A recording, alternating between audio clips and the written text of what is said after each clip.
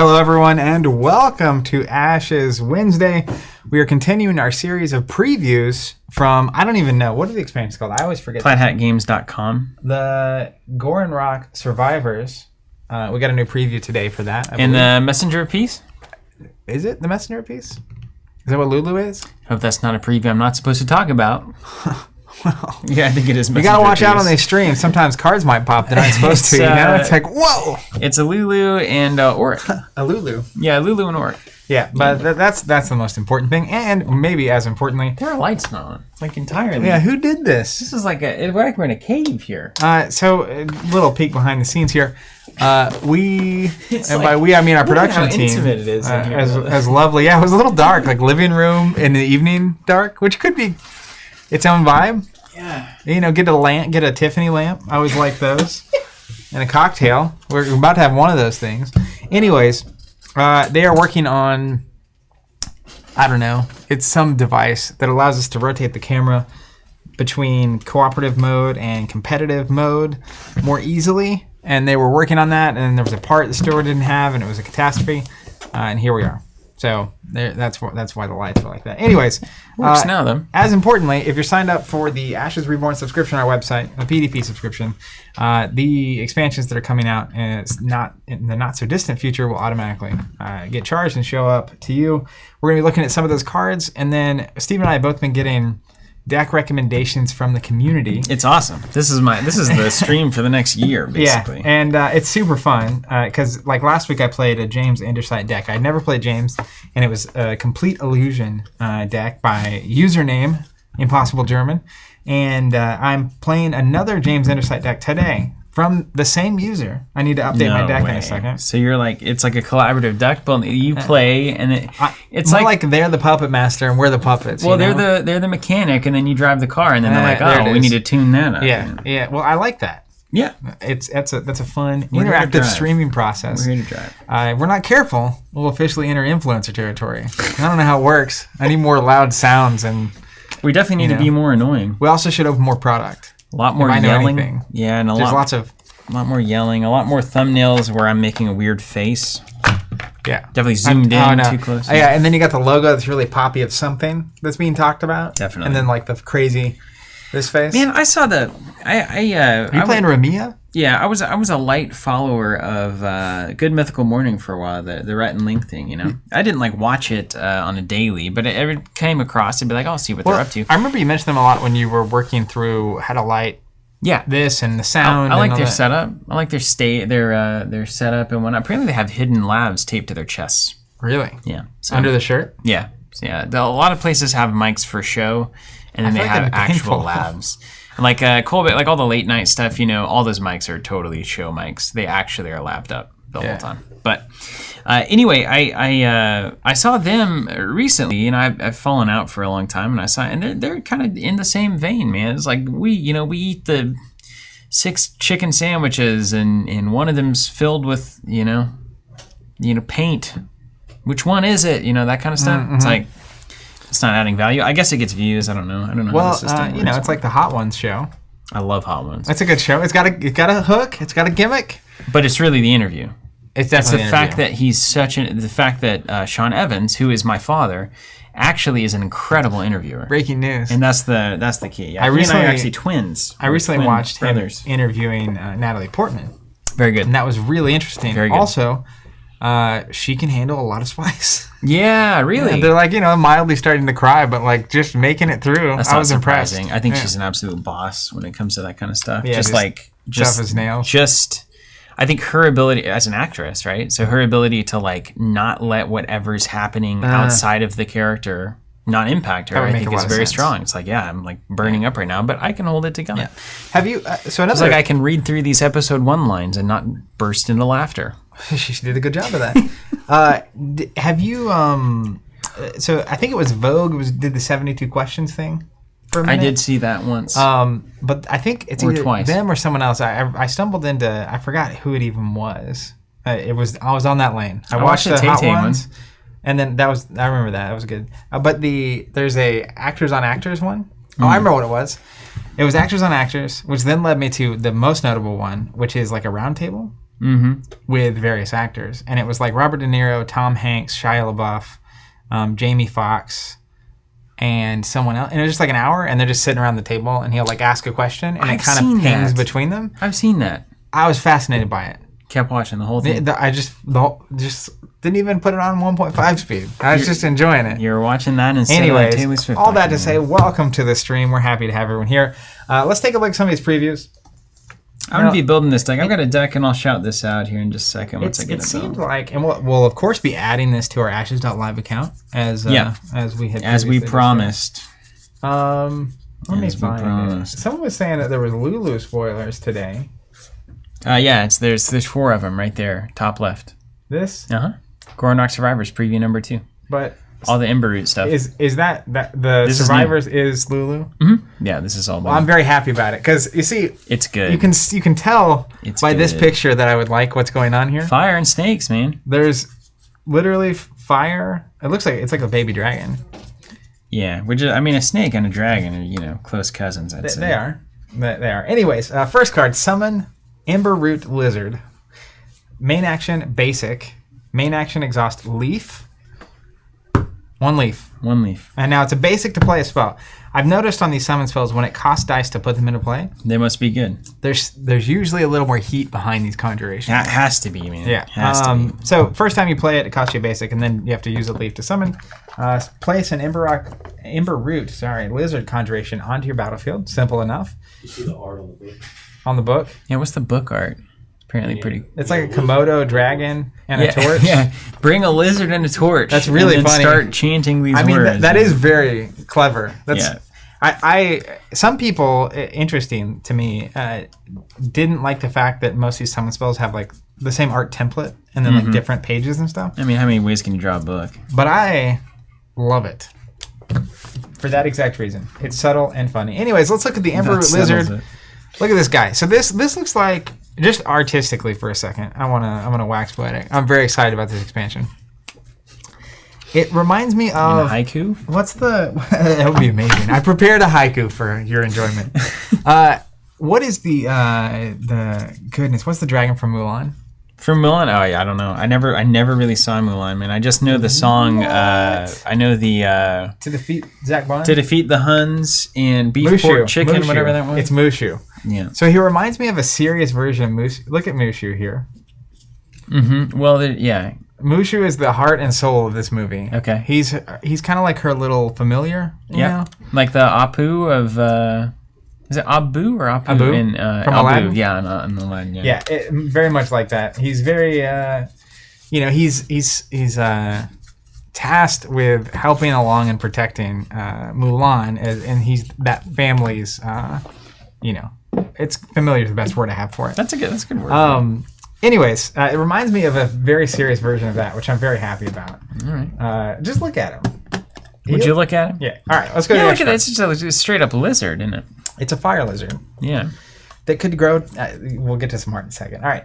Ignite. When this unit is declared as an attacker, if it has 1 or more status tokens on it, add 1 to its attack value for the remainder of the turn. If you do, you may deal the damage to another target unit. Great.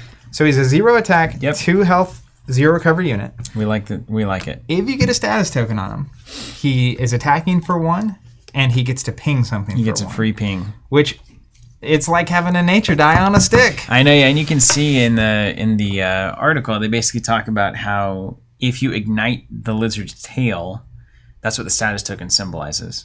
So you're essentially igniting the tail, and then he's actually doing damage and and becoming kind of scary. Yeah, I very much like that. So cool. All right, then we get the next card, and I love the art on this card. It's called Survival of the Fittest, and we have Mushu there climbing up the face of a giant dragon. Very good. Which I'm excited about, that idea. I didn't know dragons were in this universe, but I'm How here could for the they party. not be, though, right? All right, we know this has to be a crazy card. You ready for this?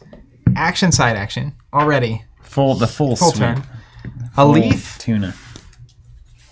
an hourglass, and a basic, if you're choosing. 3 cost and a double action. So this is in like Meteor plus territory. That's a lot. You know how much I love Meteor. Mm-hmm. So I'm hoping it's similar. 3 things, man. Destroy all units with no tokens on them and no alteration spells attached to them. Well, that could be big moments. That could be huge. That's actually an awesome board clear. It's worth noting, exhaustion is a token. Right. So, if you have attacked with a bunch of things, and your opponent hasn't, suddenly, you can clear the board. Same with damage. Damage is a token. Damage is a token. This is a fascinating... It really opens up... We see the token stacking archetype is getting a lot of support. Time Hopper, Time Dice like to put status tokens on things. Imbrute Lizard likes to have status tokens. Yeah. So you're basically introducing a new like parallel dimension of tokens of themselves are doing something, but then they have effects that are looking for them, or in this case, looking for who doesn't have them. Yeah. Which is phenomenal, because like at a certain point, there's some really strong decks out there that would get totally obliterated if they have no way of providing tokens to themselves. Yeah. Wonderful. And isn't Jericho's the one that puts an exhaustion on something for the turn and then removes it. Yeah. So you can exhaust it while it takes your side action. But that's what we have Accelerate for. Jericho ability, Survival of the Fittest, remove the exhaustion at the end. Yeah. Protect it. Bada boom, you basically bada boom. Send it to another dimension of time, blow everything here up, and then bring it right back. Yeah, it's super cool. And then I think really the majority of this is going to be, there's going to be heavy status token decks, tons of status tokens on the board. Yeah. Even the Time Hopper comes in, you put a status token on something. Yeah. And so like you could Time Hop to protect rabbits and lizards. Let alone anything that actually uses the status token. All right, now. Rafe, what's up, man? Thank you so much. Cheers. Thank you. The repeat from last week. Cocktail time. It's cocktail Daiquiri time. Smackery. Thank you. Thank you guys so much. No, Thanks not. Thank you. You got Fitzgerald's. Thank you so much. For anyone at home that's wondering why at 1:58 Central Time on Wednesday afternoon we're drinking cocktails, we're working on the third iteration of our local store, and a big component of that is going to be cocktail service. Cocktail service, that's right. Nailed it. All right, then I think we have one more card called Inflame, Side Action, Leaf. It's a very leafy preview. This unit now has the following ability. Threatening, this unit must be blocked if able. I love that ability so much. And it gets +1 attack. I think that's a really important ability for the game. Yeah. It's very good. More battlefield math, more weird decisions, more control elements on the battlefield. I love it. I think it also Huge fan of this card. Is good protection against big units. So your opponent drops, like even when you play a Rhino. This is a side action. So on my turn, if I side action this onto like a bunny and then attack, you just have to block with the Rhino. Or conversely, put it on a unit, swing with Rhino, and you've got to ditch an ally. You know, because a lot of times you really want to swing at their big thing with the Rhino to get the overflow ability that does 2 damage to the Phoenixborn. Yeah, overkill. But they can always just block with their Phoenixborn.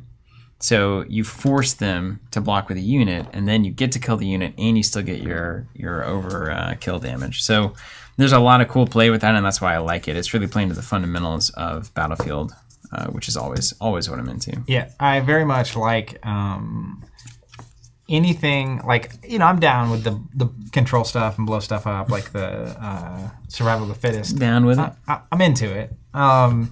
But I also very much like, especially with how clean they've made combat in Reborn. Yeah. Anything that reinforces utilizing your units on the table and manipulating that in a way, kind of like chess, right? Where you're outmaneuvering your opponent in that way, less about like just strictly here's an effect that you having the big effect that you can't do them. Yeah, and you kind of get a little bit of both in that preview, right? It's like one of them is like, we're just going to blow this entire board up, and if they don't have like token stuff, they're just hosed. And the other one is like, it's a very calculated tactical. You've got to block with that thing, and then I'm going to swing with this lizard, and it's going to do 1 over here, and it's going to do 1 to you, and it's just like, yeah, I love it. Yeah, I'm into it. Metroplex saying, that looks like a T-Rex to me. That's fine, too. T-Rexes and dragons are cousins. Kind of like lizards and dragons are cousins. I guess they all came from everything. They all come from birds or something? I don't know. I read something in a biology book once. Don't know. I went to... birds are raptors? I know birds are raptors. Is the name of the...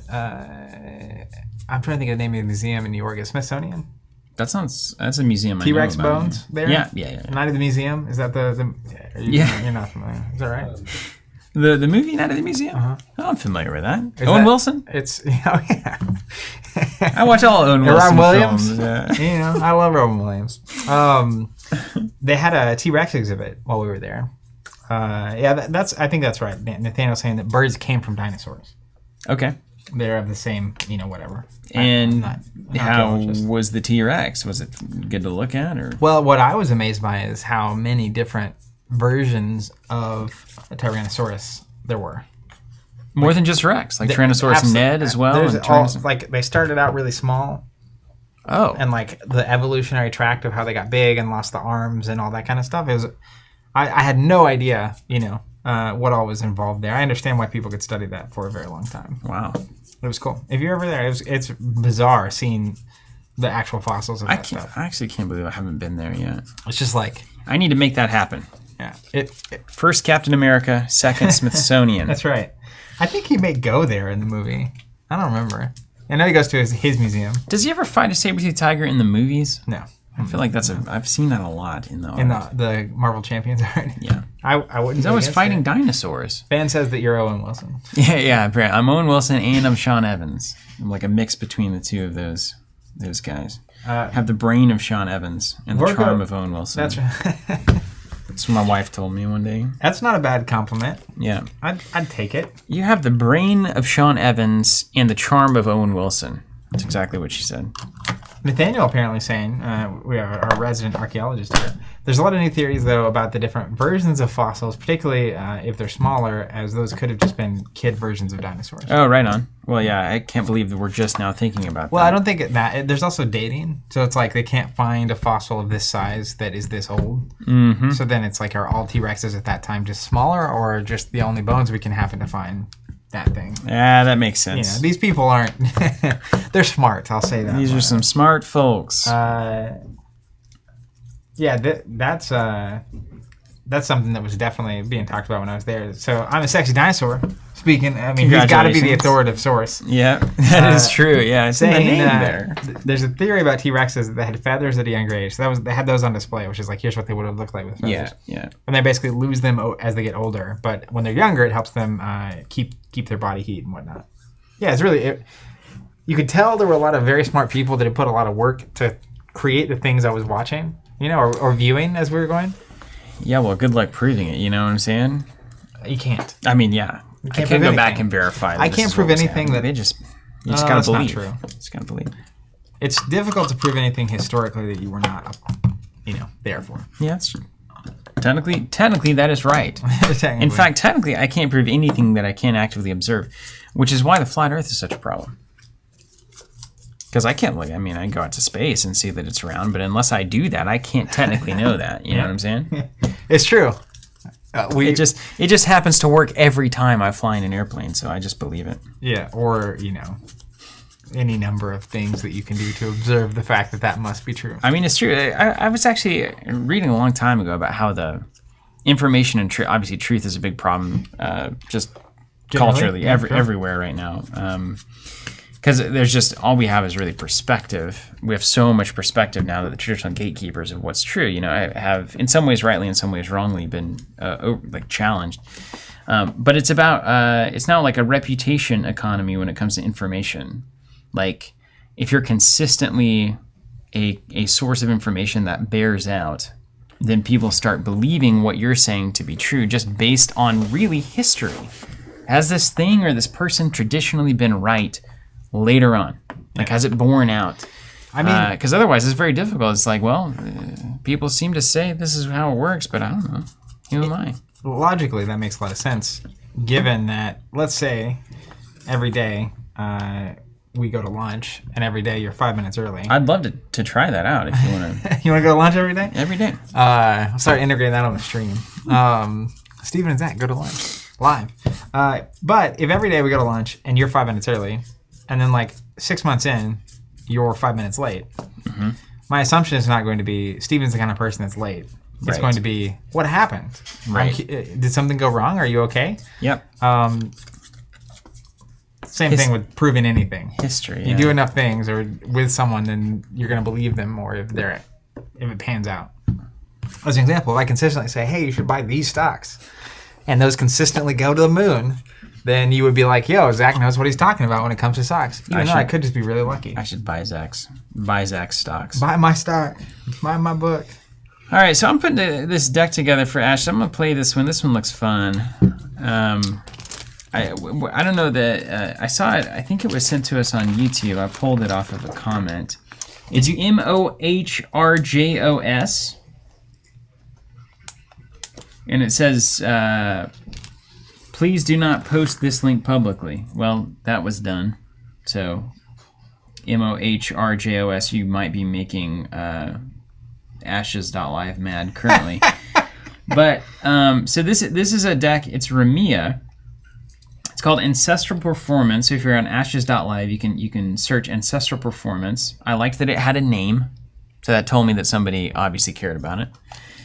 And it's Ramia, and it's got only one ancestral army, which has me really confused. Josiah Moore on chat saying, enjoy the deck, feel free to share it. Oh, it's Josiah. Okay, there we go.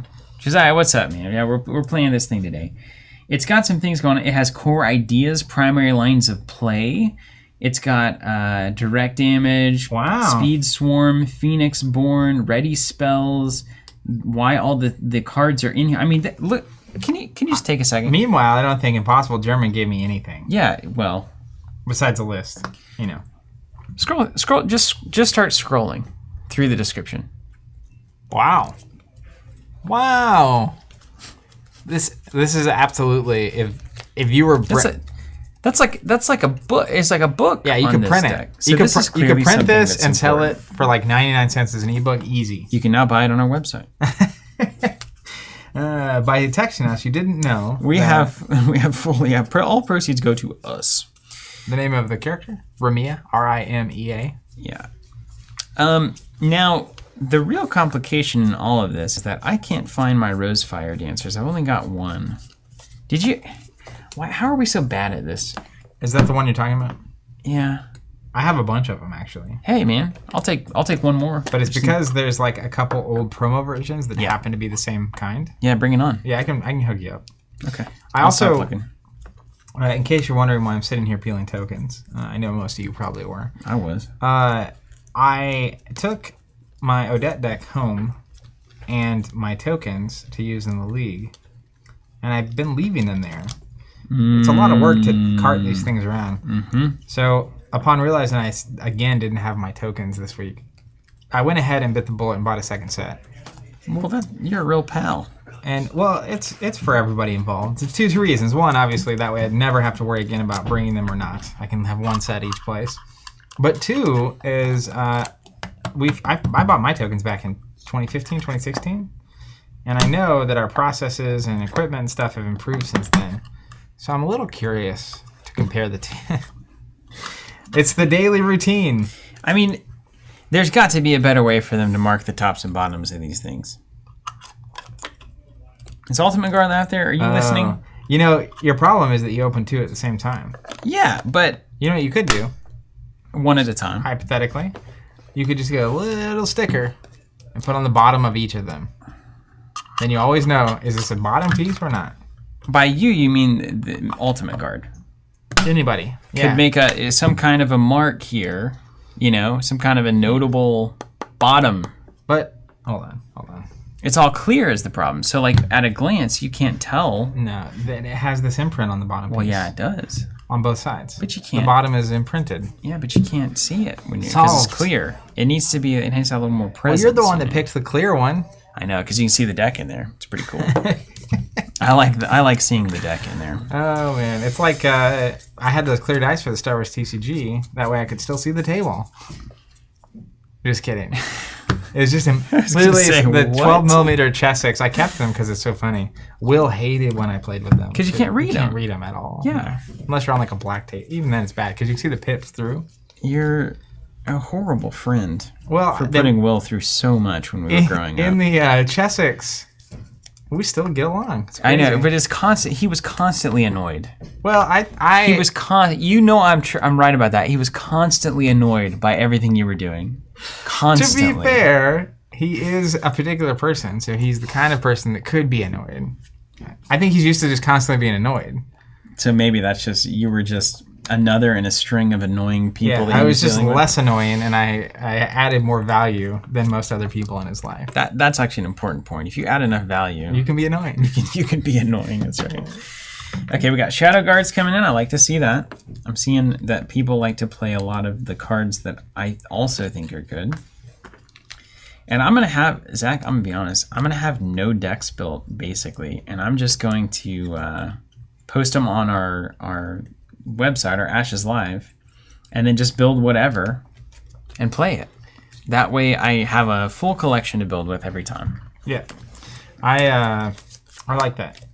The more and more I'm getting these deck lists from the community, I like having a couple. Like I have my Odette deck and probably Mayoni. And outside that, it's just, let's roll. Oh, and Brennan. See? I can't do Dude, look at us. We're playing some nasty stuff here. Mist Typhoon, Molten Gold. Mist Typhoon's one of my favorite cards. Oof. That's the nature thing that does one to everything. Yeah. One to all of your opponent stuff, and you draw a card. Yeah, it's real good. Print it. All right, what is that? Let's see. That's a... have we... Kyle Lil wants to know, Owen Wilson, is that you? I've been... That's right. No, I have the charisma of Owen Wilson, the brain of Sean Evans, and the raw physical talent of my actual self, Steven. Nice. Yeah. So it's kind of a dream team. Your general presence is Owen Wilson-like. Oh, yeah? I did break my nose. Not like that. Not like your look, necessarily. Not my physical presence, just my... Not like... That's a good way to describe it. Well, I'm excited about finding out where you go on this one. Well, it's like just your presence. So it's not about like, I look at you and think, he looks just like Owen Wilson, but like the structure of you and the way you move. You're saying I'm a kind of a goofier kind of person? I don't know. I'm not that goofy. Can you say wow for us just so we can see? Wow. What does he say? Does he actually say wow? Wow. Wow. Wow. Wow. Wow. He does say wow. Oh, yeah, he does, doesn't he? A lot. You seen Zoolander? Yeah, man, I did. I watched it a long time ago. You know, that's the steel blue or blue steel or whatever? Yeah. There was... Were we in a phase of movies where they were just way goofier than they are now?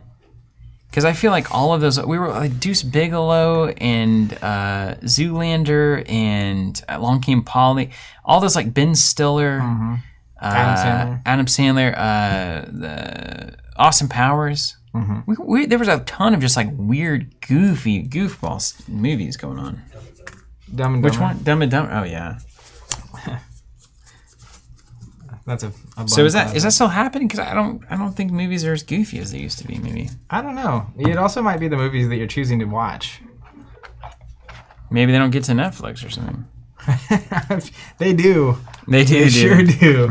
I just don't watch them. I've seen a lot of those movies flying by. It's just like I'm not an 8-year-old anymore. Oh yeah. So it's not as humorous. I see your point.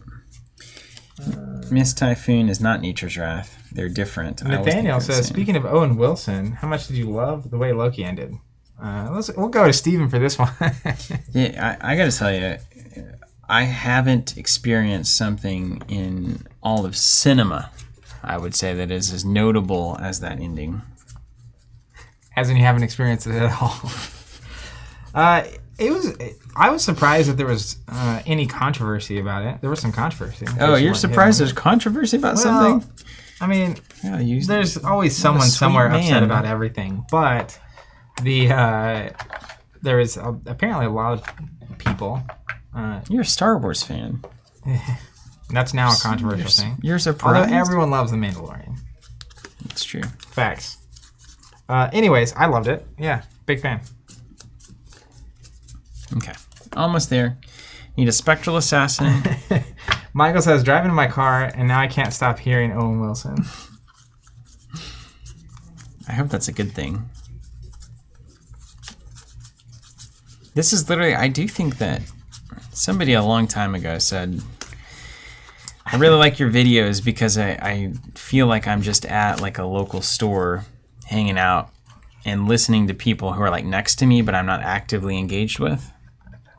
I think we're definitely on that. And you hung your hat on that one ever He since. said, well, okay, it's time to start rambling. We're here talking about pop culture, movies. I'm peeling tokens. Steven's building the deck. Been watching a lot of the Olympics, man. Really? Yeah. What kind of Olympics do you watch? I'm a big fan of the Olympics these days. It has struck me now more than ever. I've gotten more into it every time. National pride? Kinda. It's really just like, you know what it is, actually? I'll tell you exactly what it is. I haven't identified it until just now. It's shared experience. It's so rare these days that we actually have a kind of collective shared experience that you feel like other people are doing the same thing you're doing at the same time, with all the streaming and all that kind of stuff. So I think there's a bit of a longing for just like the countries watching this. You know what I mean? Yeah. Even though good majority of it probably is not, but it's some portion of the feels country like is. it. You know? I think that's the appeal of sports, right? Yeah, it is. It is. And the Olympics is nothing if not the pinnacle of sports. Right? It's sports, except for the athletes don't get paid. How about U.S. basketball getting wrecked by France? By France. U.S. basketball, They had like Durant and these guys. you're going to open up a whole window. Do they not try during the Olympics? Or is France amazing or are we bad? We're bad at the fundamentals. Yeah. But we literally have a handful of teams that pay a lot of money to have 5 or 6 obscenely athletic people on the same team, and they win. Nothing against But, like- France. I just don't. I wouldn't expect French basketball is not what I know France for. You know what I mean? Yeah, Whereas if you tell me, what's a sport that the U.S. is like notably, it's basketball. it's basketball and football. right? Yeah, American football. American football. It's like if you lost at American football to like But they're not like out or anything, right? no, they played Iran last night. I think I didn't see the game, but yeah, it's kind of weird. I didn't even know like. It's just strange. I don't know. It's all Sam says confusing U.S. to me. basketball teams aren't doing the New Zealand math. That's correct. It's just true. Oh man, they're not playing the funnies, are they? I used to be a really big basketball fan, and have been ever since Durant left Oklahoma City Thunder. That was my breaking point. That was It became too much about the money, didn't it? well, it was just everything. Oh, do go on. It was basically like it was already starting to happen, which is players were essentially moving around teams a lot Yeah. for the money, and then also to be on the right team with the right people, and just sports and rivalries and stuff. Not only did he leave, he went to the team that knocked his team out the last year. That they were ahead 3-1 in the semifinals, and then lost 3 in a row. I know, it's just like, what? And then not only did he go to the enemy, step 1, betrayal. Step 2 is he wrote a letter about his leaving, and it's basically I like, read that. I left. This is my because career. I wanted a bigger challenge. I want to be better at basketball. And it's like, well, if I wanted a challenge, I guess I too would join the '96 Bulls. I just want to really be challenged as a player over here. the challenge is getting the ball. That's right. I don't know. And then even just like nothing against Steph Curry. Now that we're on the basketball topic, but like the idea of someone that can kind of just make threes from like 40 feet out, even with people in their face, it's like, well, then we're not even playing a game. It would be, it's almost like how in games, when someone like in Destiny, when you could reasonably mill someone. Sure. And never do any damage and just win the game because like you didn't lose. Yep. That's how it feels.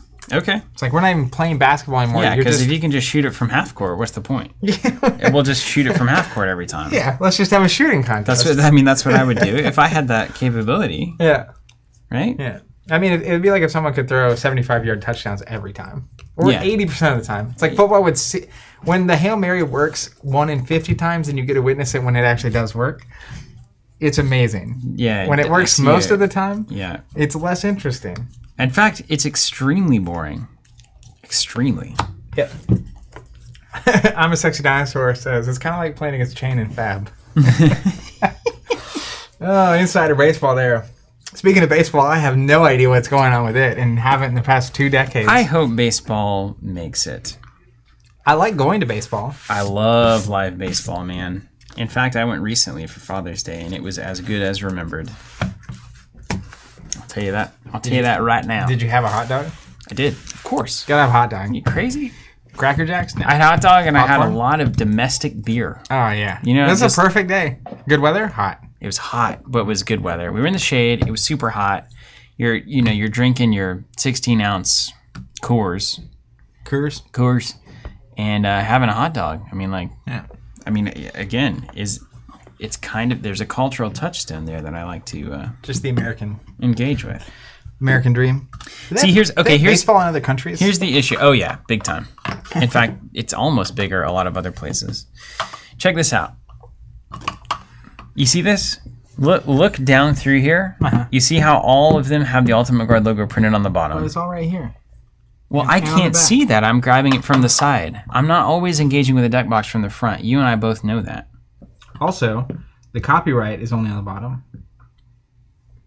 You think When you're looking at it from here, you can see the copyright. We can work through this. Oh, come on. I believe in you. Come on. I'm a user. Could they be more definitively marked? Yes. Are they? No. But like as an example, if you, Into my needs. well, Ultimate Guard. You're Can I outta see here. one of those real quick? Ultimate Guard and or Steven. You guys can have this one for free. Were it me, I would consider a some sort of rounded cornered sticker, and I would put it right here behind this Ultimate Guard, centered so the logo's nice and framed. Yeah. But Take it or you, leave it. homie.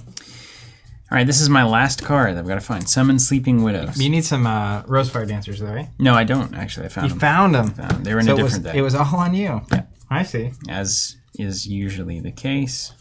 Now, how is this possible? Oh, People love that you keep getting beat by the clear deck box. it's literally now it's just a meme, and I'm not even playing into it. And I don't even know what a meme is. So, anymore, whoever to be the I forget who it was, some kind soul made me a GIF of you trying to do that I definitely It was so good. saved to my phone. honest. It was so good. Is Is this? Yeah. Okay. All right. Sorry. Oh, here they are. I put them. See, I was too clever. I didn't put them with my conjurations. I put them with the Summon Sleeping Widows discard spell. I got to get these in binders, man. I have to. If you will it is no dream. The problem with binders for me, I guess you just have to go alphabetical.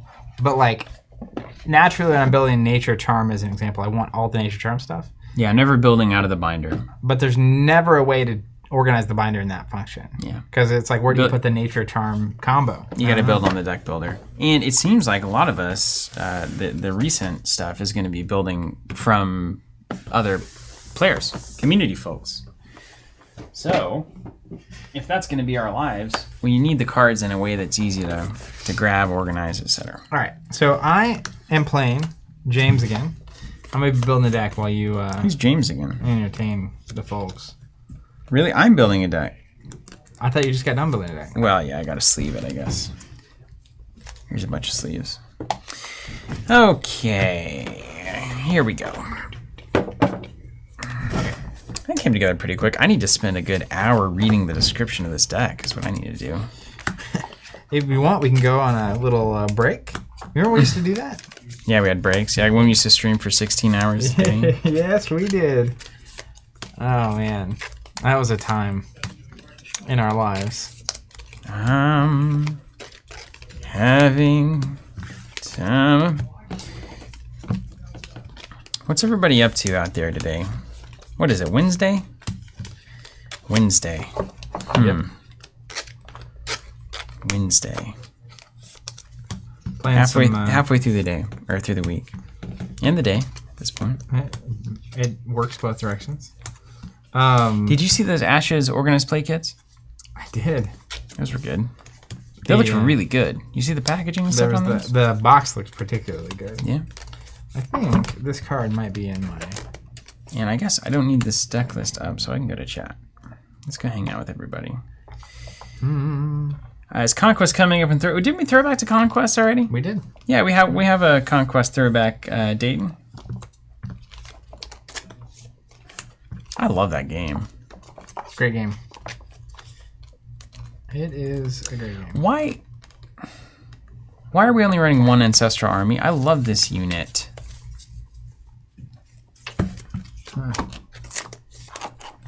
It's a good question. Who was it that had the deck? Do you remember? Your deck? Yeah. Josiah? Josiah. Nice. Good memory. It's all a test. All right, let's go. Anchornaut. This is a wild deck you got going on here. Impossible German. Don't look at it. Isn't it the same one? Yeah, don't look at it. No, it's totally different. Same character. Don't look at it. Don't look at it. You'll know how to beat it. Which Nah, in a lot of ways is actually that's true in many cases. In some limited use cases. Painting? Somebody said they were painting. Sam Kerner says 8:25 p.m. I'm relaxing eating pizza. Sam, what kind of pizza you got? Where's it from? That's actually something that I'm very interested in right now because I'm extremely hungry. You know, I'm also very hungry. I got back on the workout horse yesterday. Oh, you're going to Orange Theory, eh? Yeah. Get in that orange zone. I had forgotten How tough it is. what it's like, to go cross-eyed during a workout, basically. I feel like you're a character from a TV show. Because the thing is, I'm on a TV show every day, man. We've produced more content than all of Friends at this point, hour-wise. Is that true? Yeah, easily. Yeah. Yeah. I mean, the actual production side, I'm sure they... Who's Ross? Who is he? No, who's Ross in our production between me and you? Oh. Hopefully nobody. I mean, unfortunately, if I had to say anybody, it'd be you. So, I didn't like Ross early on, no offense. But you're hardly a Chandler or a Joey. Were you Monica? No. No, I'm not. Got him. I got him.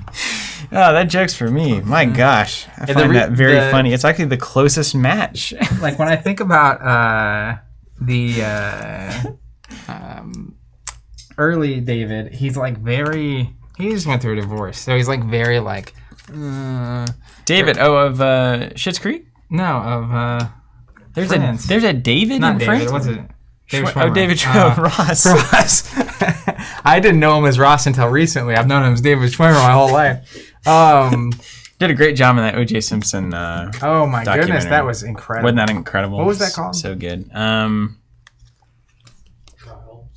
Murder Trial of... With John Travolta in it too? Oh, yeah. That's so Just good. top notch. And what's the guy that plays OJ in that? Cuba Gooding Jr. Yeah. Yeah, I think that's just right. Yeah. phenomenal. Anyways, when I think about when we're playing Champions and you're like really defeated, that reminds me of Ross. That moment. I do. I can sulk for sure. I got that Ross sulk. Yeah. Okay, hold on. Let me follow up here. If you want later, I'll take the which Friends character are you test. That way we know. Check this out. Hans Jonasson. I think I did that right, Hans. I feel like I have whatever the ability to pronounce those things is deep in my genetic memory. Had to ditch my family, drive 5 hours back to the house because we lost power. So I'm sat down on my vacation all alone watching YouTube. Not so bad. Well, Hans, that you're watching us on vacation of anything that you could be watching is a true blessing, privilege, etc. for us to know. So we appreciate you being here. Will Apocalypse does say Ross is the worst. So, Heretical Gaming is deck building and test drawing for Flesh and Blood. Flesh and Blood test drawing is the most satisfying thing. Unless you're possible. playing some heroes. Some heroes is very difficult. Yeah. You'll text me and be like, it's impossible to test draw for. Like, what was it, Leviathan? I think it was Leviathan because I couldn't really test draw because I needed to have things in my banish zone. So like doing it through the deck builder, we just see 4-card hands for it. It's like, well, this hand's great if I have 3 Halabions in the thing. But also test drawing and deck building for MetaZoo.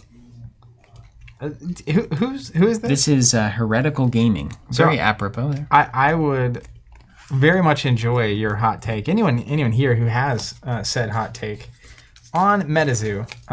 I did order it. I'm gonna be honest though. It looks. I'm gonna be completely transparent here. It looks like a bad game.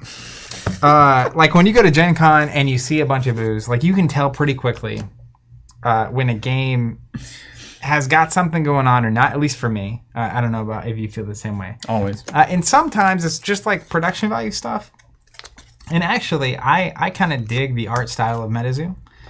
In the old school 90s off-book Pokemon vibe. Yeah, it's got a weird like Real Monster. It's kind of like it is like an off-brand 1989 Saturday morning cartoon. Absolutely. Yeah. Which I can get into that. Of course. But then I watched like gameplay, and the moment the health value of you as a character was 1,000, and there was something hitting for like 15. It was this recognition for me that it was like, There's got to be a better way. Surely you could have at least just operated in tens for step one. I have 985 health remaining. Yeah, it's and just tracking that. So that is like an early sign. Just the gameplay looks very, you smash together some of your favorite elements of various games like Magic and whatever. The hook is interesting, which is like what you can see and where you're at and where you're playing affects what the cards do. But also somewhat impractical, at least for me, because I typically play in the same couple of places. So it's not like I'm going to go play in a forest. I think that's what they want you to do, though, right? I challenge you to a game in the forest, and then do we build decks and go, or does my deck have to have... I mean, if you were really ambitious about it, it's like you would host events and you would host it in different places. Yeah. Where it's like, this calling for Flesh and Blood is going to happen in the jungles of, whatever. Or you would just even stage it where it's like you have a convention center, but then you decorate it in, this is a jungle theme, or this is a mountain theme, or whatever. Or there's like a lamp on, like that kind of stuff. There's a ceiling fan. I don't know. I think I'm probably making it more interesting than it is. Well, the idea is that it's like all the characters are urban legend characters. Bigfoot for all over the world. Yeah. And then essentially, like wherever their environment would be, their cards potentially have effects that only trigger if like, can you see a tree, right? Or can you see a waterfall? Or can you see running water of some kind that's not coming from a faucet? I don't know. Anyways, well, we need to just get it on the stream. We will. I'm just curious if there, would be hot takes. That was Marissa McConnell on this. The People versus O.J. Simpson was the there series. It is. That's correct. I'm a Sexy Dinosaur lovingly says TC plays a bigger part of my life than Friends ever has. Wow. So I recently watched all of Friends and then watched the documentary that just came out featuring all of them. And it was crazy how much that show meant to a good number of people. So the fact that someone is saying that we mean more to them than Friends, I don't take that lightly. Yeah, actually. That's true. Yeah, it's notable. Radical Gaming, this is a very hot take. This may be a truism. This may actually not mean anything, but it sounds meaningful. You know those things? It says it's a game driven by a community rather than a community driven by a game. Okay, so the reason you're there is the people that play it? Well, no, but that's true for everything. Strictly. I'm not disagreeing with you. Well, maybe not like chess. I mean, you probably don't like, hang out possibly, with though. Like, even when I'm thinking about Queen's Gambit, that teacher she had in school was irrelevant. Yeah, and going to the different competitions and seeing the different players and hanging out afterwards, so it's all community. So what does that even... It's a game driven by community. Community driven by the game. Yeah, I'm not sure. I'm not sure that means anything. But I appreciate it very much. Rafflecopter accurately saying, I like the art of MetaZoo. It looks silly, but I bought some to try. I think that's a lot of folks as well. And also saying, if you did a subscription for MetaZoo, I'd sign up. So there you go. Will Apocalypse saying, I liked How I Met Your Mother way better than Friends. Haven't seen it. I've seen episodes. Do you know how the mother was met? No, but I know the ending's controversial. Yeah. Robert Ballard says, as someone who has never played Ashes and plays a lot of Flesh and Blood, how do the games compare and contrast? Can we take a crack at this? Yeah, go ahead. All right, so Here's the first thing. Flesh and blood, and we said this before. Well, we've said this 1,000 times. Flesh and blood is akin to a fencing match or ping pong or tennis. There is a long series of volleys, and you're trying to maximize each one of those volleys to gain incremental advantage over time. And that's going to happen in 8 to 12 turns, all of which are pretty quick. And you have a new set of options and you use them. You have a new set of options, you use them, new set of options, you use them. So it's kind of that back and forth is really quick. Ashes is more of a build them up, knock them down kind of game, which it doesn't really look like that at first, but it's very much more in a traditional chess, go long-term strategy from the first move place, where you have to adapt to what your opponent's doing in real time, obviously. But you're trying to not necessarily make exchanges every turn, but set up a board state where once you start making the exchanges, you come out the other side 6 turns later ahead. So, it's very much like setting up your knights and bishops in a way that you start that first move, and then you know that they have to respond this way, and then you can get that second move, and they have to go here, and that third move, and by the end of it, they've lost a knight, and you're a pawn up, right? So it's that kind of a feeling in the game, which is phenomenal. Now, a lot of that comes from the fact that there's no variance in your opening hand. So your opening hand is chosen first 5. You actually go through your deck and pick the exact 5 cards you want to start with. So that creates the beginning of your dominoes, right? So you have those 5 cards. You have a very distinct game plan that you can do literally every single time. It's different than, in Flesh and Blood, let's say I have a deck with Ranger that's trying to, like we've seen on stream, trying to just repeat Red in the Ledger over and over again. So I don't start the game with Red in the Ledger that can be repeated over and over again. I've got to draw it. I've got to play cards, find cards, draw cards that are going to make that happen, go get Red in the Ledger, put it on top. And over time, most of the turns I can kind of accomplish that game plan, and then sometimes I'll draw into stuff that's just garbage. With Ashes, I can start with that game plan in my hand and know that it's going to happen for the rest of the game. So we're battling conceptually from our first 5. Is my game plan adequate to combat Zach's game plan and vice versa? And we can kind of play mind games with each other on what did I bring into my first 5 hand.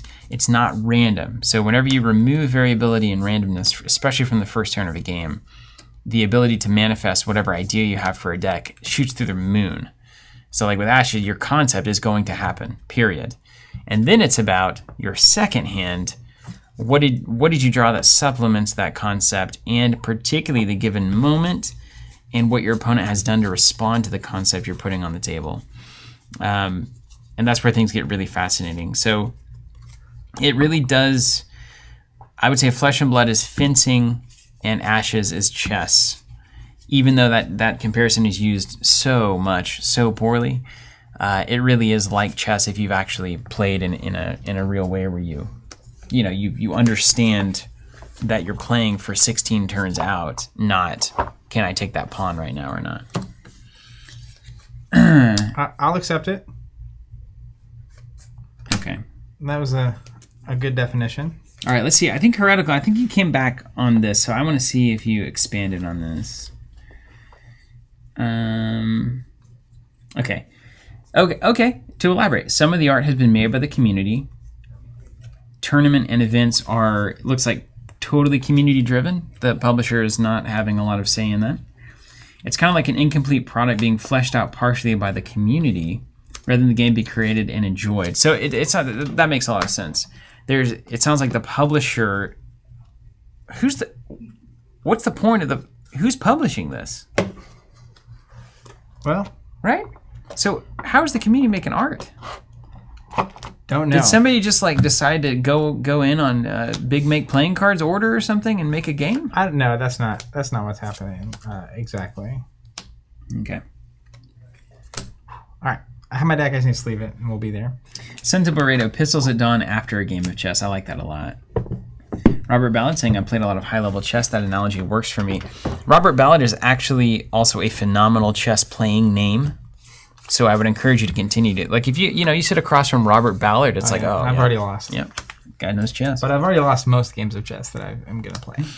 Heroica Gaming also saying it brings the ability for stores to host completely unique events with, for instance, a homemade volcano and other creative things that makes the game more of an experience than other games can. It's like, hey, we're going to... pulled off well, interesting. Yeah. I think you're asking... I think you're expecting too much of stores. I'm going to be honest with you. Zach and I spend a lot of our lives in retail stores, in gaming environments, around the etc. world. And their basements. You mean the store. A game store owner can do almost nothing and make a lot of money on Magic the Gathering. So asking them to build a volcano is difficult. Now, we know this actually because we did Infinity for a while and we built our own boards for Infinity, and the amount of energy and time it took to do that for the payoff was completely bad, equation-wise. There was an attempt at some point to build even like a Legion board. Yeah. That eventually died. If players are in the driver's seat and you say, hey, can I bring my water element into your store to host an event around it, I think there's some stores that would take that. That'd be like, I don't know what this is, but I'm interested. Or, I mean, there's cool things you can think of there. But like when I was looking at the website, because, new games hit the scene, someone was like, hey, if you check this out, you go look at it. There were just a lot of, I won't say red flags, yellow flags. It seems like the publisher's pretty new. Very excited. But in the kind of way that like would... Definitely, if I was getting into a game and investing the time, money, and energy, it would make me nervous if I wasn't just buying it to try it and didn't really care. If you're like collecting it, that's a whole different mindset, even isn't it? If I was committing to being a player of this game, working on building a community, and like this is the thing I'm going to spend my time on. Like with Fab, very quickly it was like, oh, I trust that this publisher is at least going to do everything they can to make this successful and has a decent shot at it.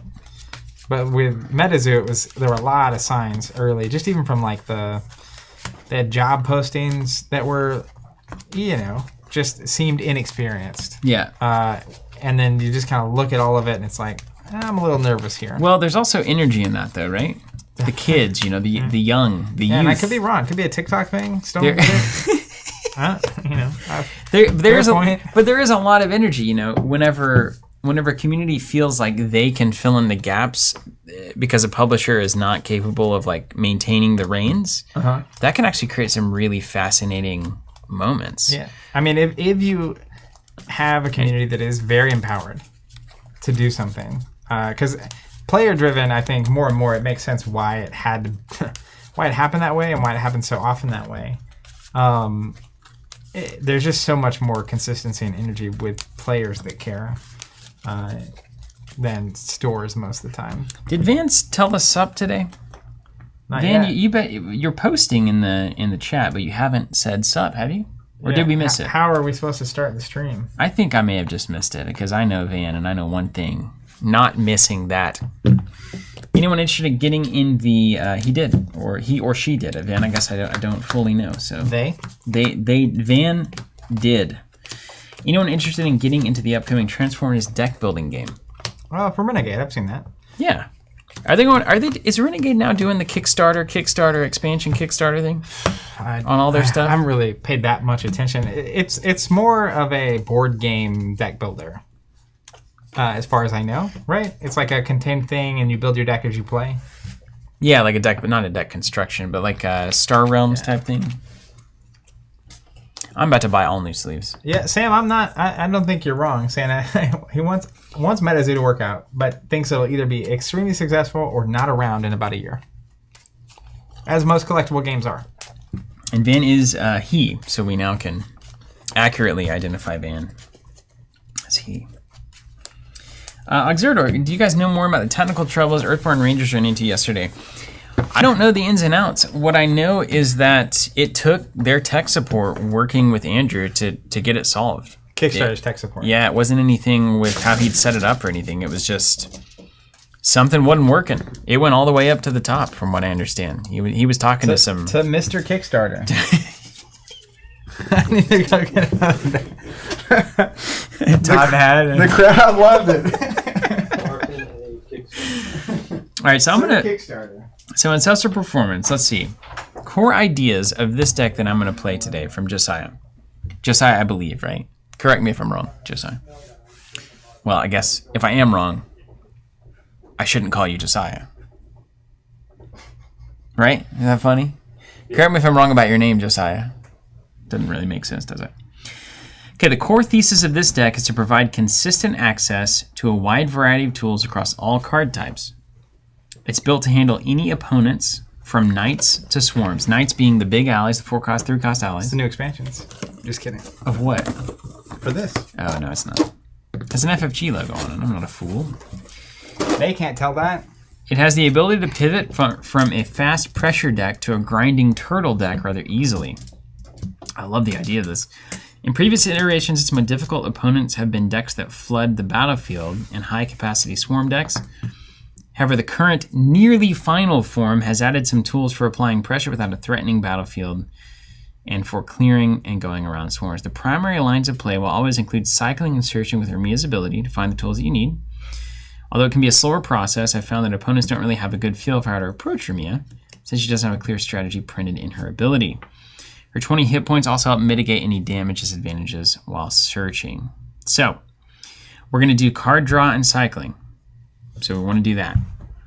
Ancestral Spirits, you can cycle early, as will Changing Winds. Changing Winds will allow you to draw the cards you need once you have them set up. Meditation should not be necessary, but you might really need it sometimes, so make sure it happens. I like the sound of that. Etc. Play Patient or Fast. I can do that. That's basically either one of those. Direct damage. So we got Frostbite and Molten Gold, critical lines of pressure, and unit removal, of course. We can attack around using Secret Door to swing around defenses with almost any ally. This is going to be a high skill ceiling deck. Or a complete pile of garbage. That's always how it goes. But Rami, I just noticed she has 20 health. That's pretty... That's what is being said, is like, you've got time, you know. Speed Swarm is a line of play fairly undertested, but its Ancestor Army, Summon Spectral Assassin, etc. Always start with... Okay, here we go. I got bold now. Her ability should use 4 to 5 times in the first round. Wait a second. Look at the top 3 cards of a draw pile. Spend a resource and place 1 exhaustion token on this card to place one of those cards on the bottom of the draw pile. Place the remaining looked at cards on the top of that draw pile in the order of your choice. So she exhausts. Can you unfocus her? Wait a minute. Maybe we don't have to spend the die. Where was it? I'm a Sexy Dinosaur asking, has there been any gameplay videos of Earthborn? I'm semi-interested, but I would like to see actual gameplay first. We are currently scheduled to play that live on Monday, which will be very cool to get to play. Okay, hold on. This is going to be important. Okay. Just trust Yeah, the Jason, game. I've read my write-up. It's just not a book. Her ability is integral. 4 to in the first round, probably 2. Use it again before playing on Ancestor Army if you can. Check the top of the deck again before playing out Summon Spectral Assassins. It will allow you to draw a card. So, the thing is, man, you don't have to use the basic power. So, her ability, if you don't exhaust, is look at the top 3 and rearrange them in whatever order you want. You see that? You see that? And so then other things in your deck are going to draw cards. So you're going to use the ability to see what you're going to draw, put it on top. This draw is combo wombo deck. And then you're going to look at the 3 This reminds again. me of the banker deck back in the day. Oh, yeah, this is good. This is good. Okay. 4 to 5 times seems very aggressive, but I'm going to try to do it. Changing Winds, first 5 lock. What does that mean? That means guaranteed? What up, David? Yeah. Okay, so we need a Changing Winds, first 5 locked. This is a guy that plays Ashes. You keep finding your way into those decks. What's going on I here? beat you a couple times, and then all of a sudden you're like, all right, I got to play the real stuff now. I'm back. No more Rhino here. Meanwhile, I'm going to the most uncomfortable place in Ashes.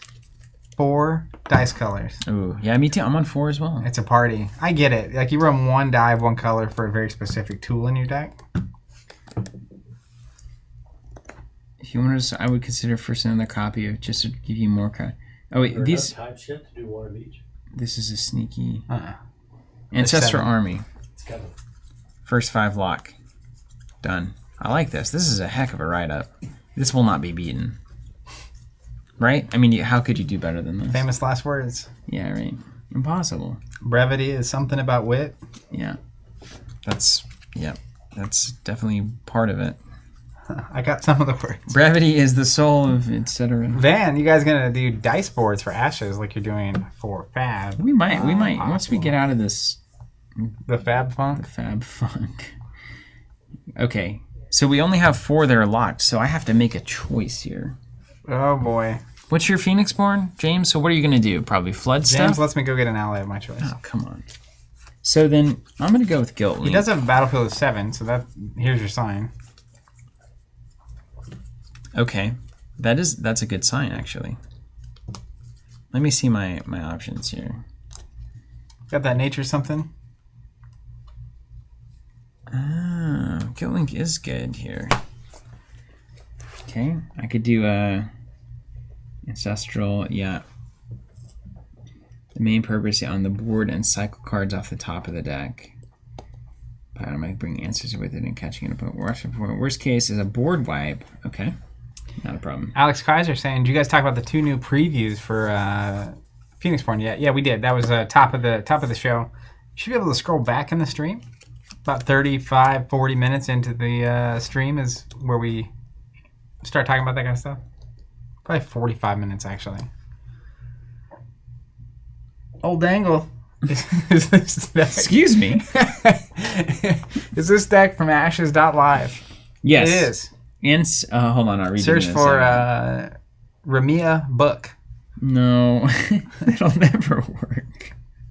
You know what? Let's actually That try it. will never work. I was joking. Hold on. Let me just search for that, though. Where is the search? Oh, I gotta click you on gotta the click search. on the buttons and stuff. All right, watch this. Nope, nothing. Yeah. It's called Search for Ancestral Performance. Ancestral. Nearly final form. I'll go with Guilt Link, sure. Let's go. How do you spell ancestral? Ancestral. I was just trying to put an AL on the back of ancestor. Yeah. Ancestral. Wild Win alt. And then the other one. Is it the normal? There's ancestral performance. Maybe Wild this Win is a alt. non-public link, but it's going to be a version of Ancestral Performance, yes. All right. Can you publish this thing? Or is this like hidden tech? I'm supposed to be playing this, right? I think I'm supposed to be playing this. Yeah. I'm supposed to be playing this. Okay. All right, let's do it. Let's play some Ashes. This may be one of my, if not my favorite stream day.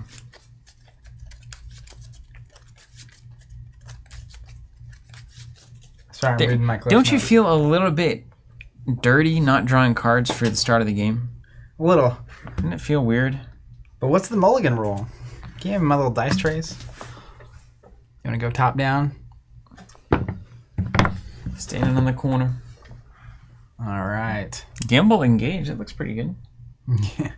Old Gimbal. Prepare for your doom. Welcome to your doom. Creeping on you. Framing is important here. No basics. Seriously. No. 3. Just total lie. I'm already off guard. You've already won. That is kind of a funny strategy thing about a tournament where, like, we roll and No then, basics, just and then, kidding. And then you say no basics. You don't even say just kidding. You say things that are obviously not true.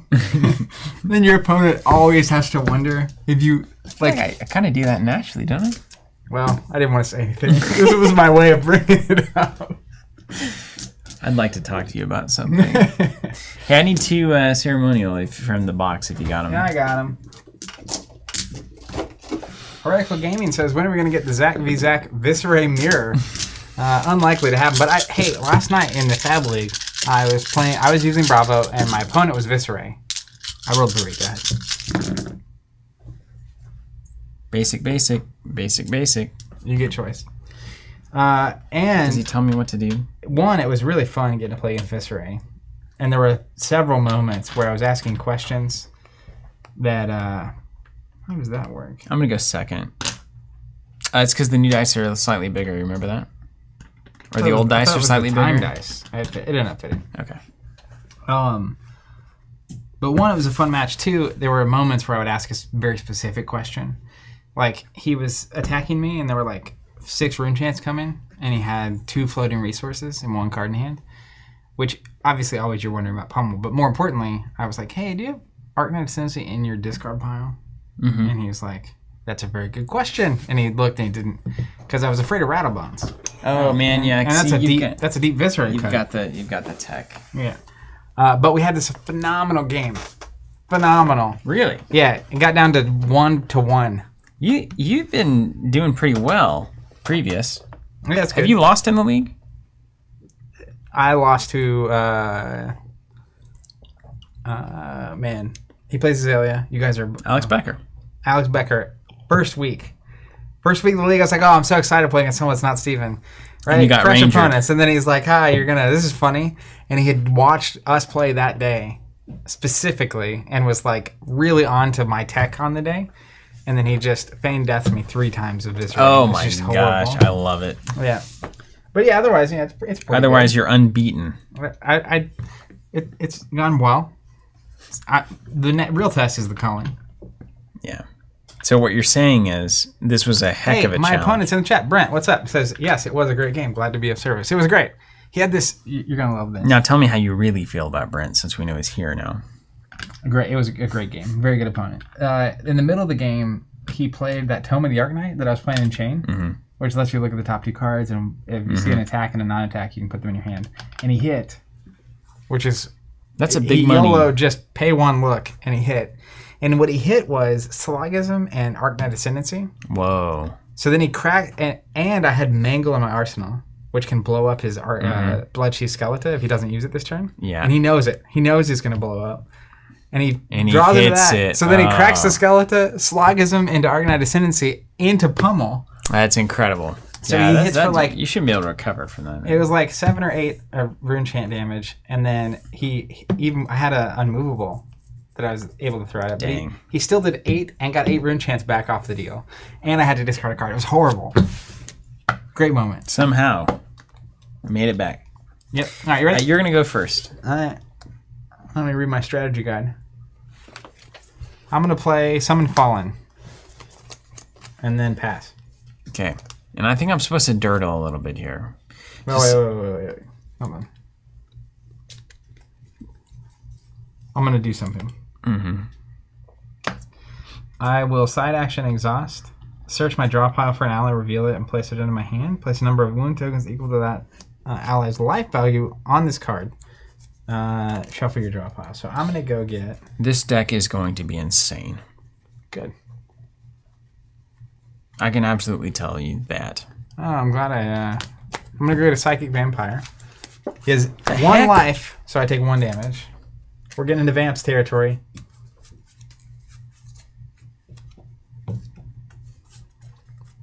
That opponent must discard 1 card of their choice from their hand. When this unit is a result of a spell, attack, and or dice.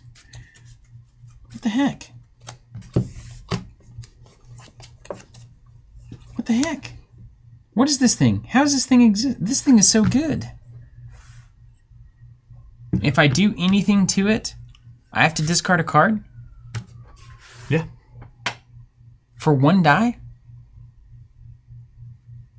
A 2/1 with that ability? I don't know. If you just don't destroy it. That easy. Watch out, though. You're down to like 1 important card. I put this guy on the table. It can put you in a weird spot. This is crazy. That's true. If it's exhausted, that doesn't work. That's right. So, Yeah. yeah. Okay, so we need to exhaust it, basically. Wait, do you exhaust it to attack? So then if I exhaust to counter, it's off at that point? I don't think you exhaust till after you Exhaust at the end of the strike. thing, yeah. That would make I don't it pretty know the worthless, timing on wouldn't it? Yeah, pretty worthless. Sun Temple. So it begins. Okay. Yeah, that's a good question. So on this Psychic Vampire, if I attack and he blocks, and they destroy each other, I'm going to change my first 5. would that... I have 2 cards that require that die, which Okay, is that's not correct.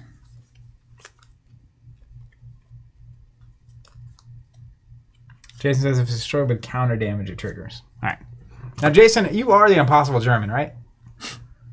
The very same. The one and only? Are we among greatness here? See a secret door there. Impossible. Just another word for Jason. Xeridor said Yep, it does say counter specifically. lost to this deck specifically. So I know that this deck is great. I can tell the whole point, and it's like actually one of the more intriguing things I've seen in all of Ashes. That's great. Maybe you might play it a couple times. Because everything is drawing cards and fixing draws with Ramia. This is exactly how you should be playing Ramia. This is like genius. Okay, so my action, I'm going to side action Ramia. Play with top 3.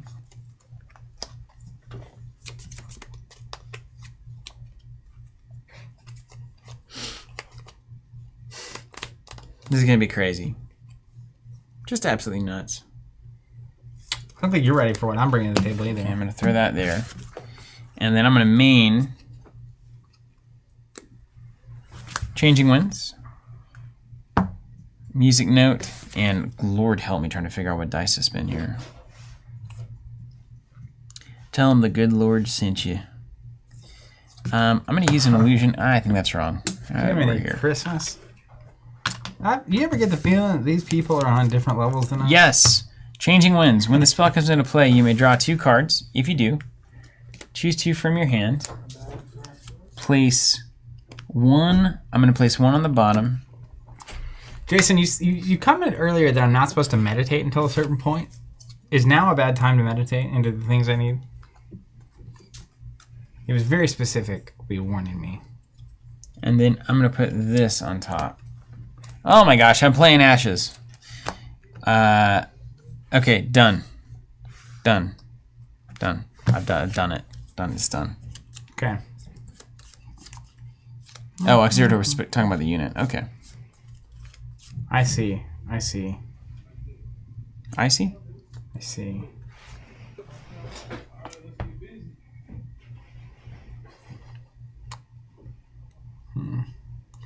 I wish I had rolled better on these 2. You know? Are you familiar with the meditate action? But there's a specific card I can't meditate away or the whole thing dies. Really? That seems like a problem. Okay. It's not. You ready? Yeah. I'm going to meditate. Okay. Anchor Knot. Seems Perfect. fine. It's perfect. You can get that one back. You gotta meditate it out of the dice tray? Is that the idea? I'm just continuing to meditate. Okay, so yeah. Meditate again. Oh, Fester? Yeah. See you later. Uncle Fester. And that should be... oh, nope. One more. Got greedy. All right. We're all meditated. Mine? I don't know. It's Yeah, still yours. I was Have meditating. you passed? Or? Open memories. Oh, see, we're on... I mean, what even are we doing here? You know? Yeah, fair question. We're playing like card searchy, card drawy. We both stumbled into something way more than we've ever experienced here. We haven't even put anything on the board. All right, I'm going to get another summon fallen. Over to you. Awesome, Dangle Bits. Sure, that's a PG name. Heading to UK Games Expo this weekend, putting together decks for my first intensive real-life play sessions. Have added the Ramia deck now. Thanks for the inspiration. Wonderful.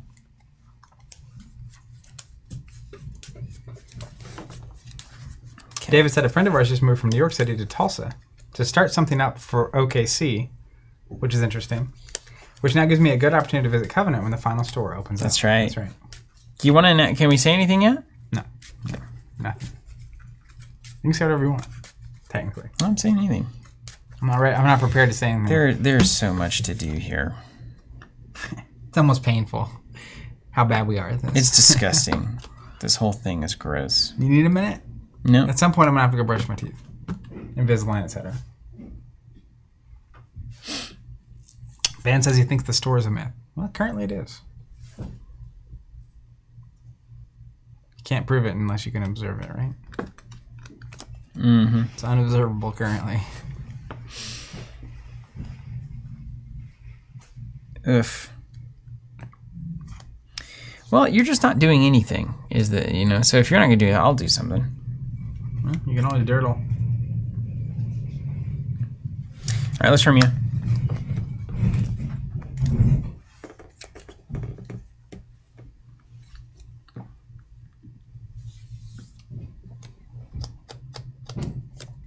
It's like some competitive solitaire going on.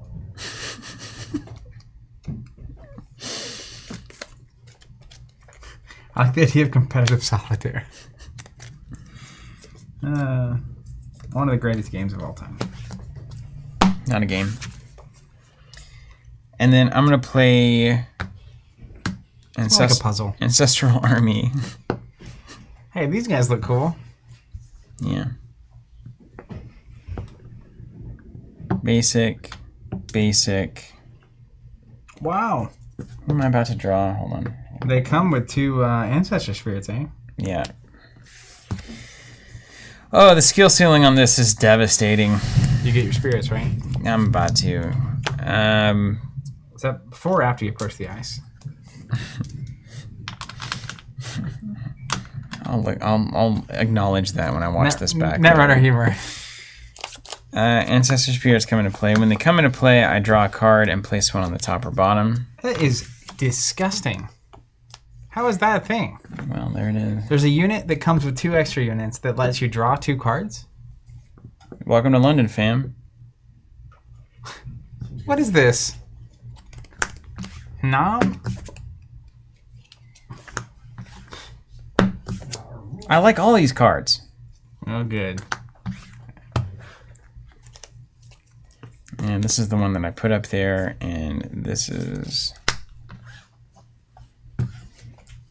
Look at it, it's like a little engine there. Okay, go ahead.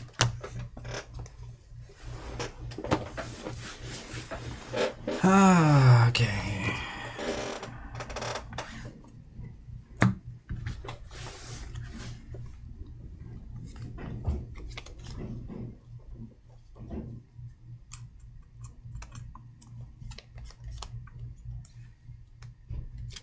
Yeah, that's right, Sam. Draw one. I think you trigger each of these abilities separately. Draw, bottom, draw, bottom. That's the way that typically that would work. Card's name? 3. All right.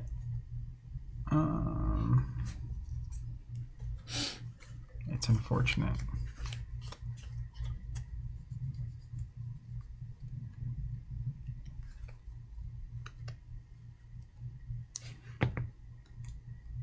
I think I'm supposed to dirtle and wait and see what you do, and then like find the right answer.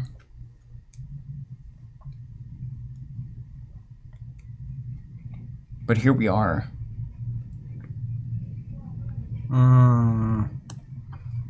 I see. You're first next round? That's right. All right. Let's take it easy. I'm going to play a Summon Fallen. And then I'm going to side action.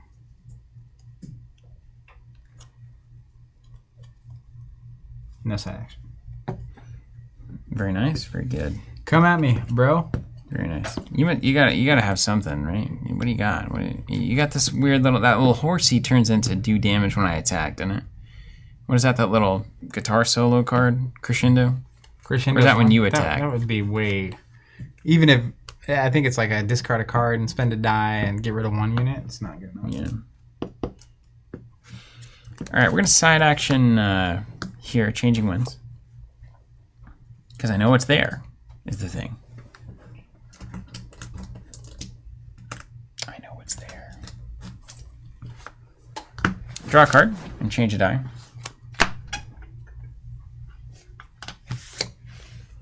Seems good. And then main action, let's go 5 in. Yeah, that's the right call, Yeah. sir. That is the right call. Well, since you did that, now I can slow it down.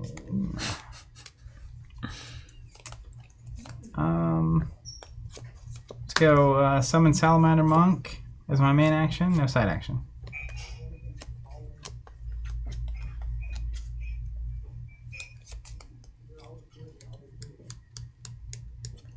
That is a lot slower.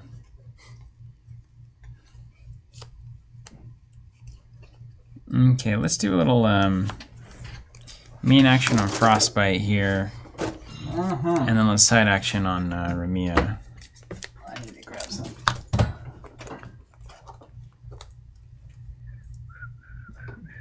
Don't worry about me.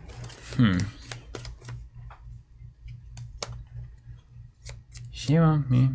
I want you, baby. Okay. I'll never do. Okay, I'm gonna put that there. Mine? Yep. I do see what's happening now. You're getting wrecked. Let's go Psychic Vampire. And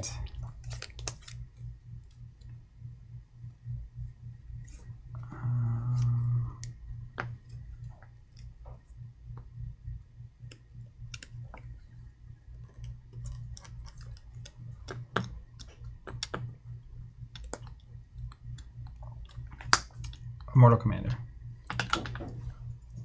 He's a side action? Yeah.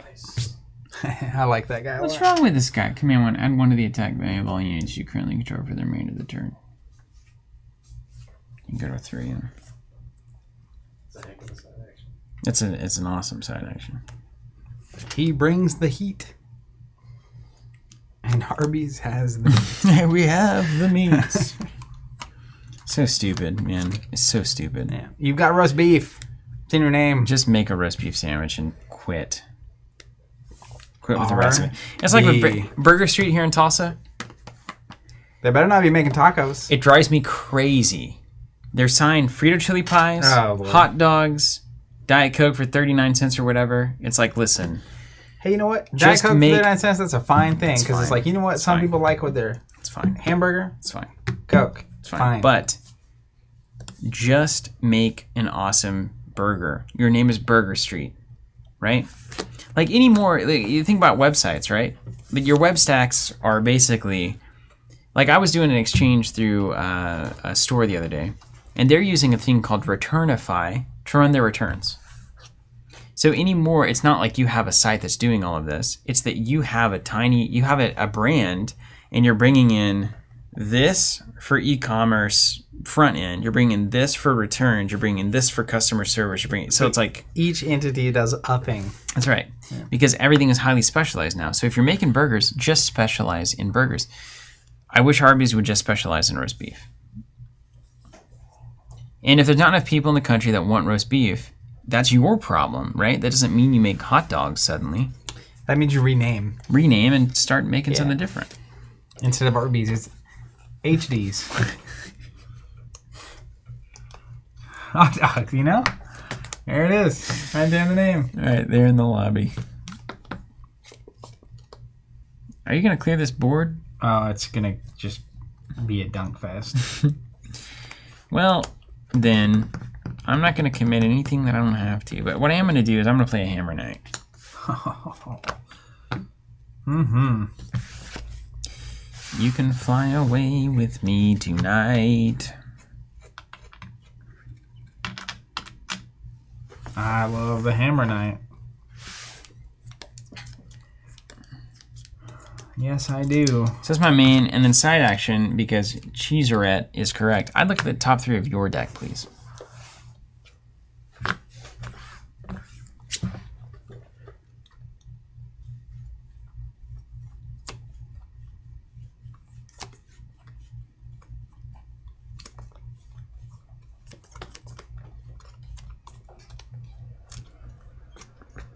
This is crazy. I get to see the next 3 cards that you have. Ramia be good.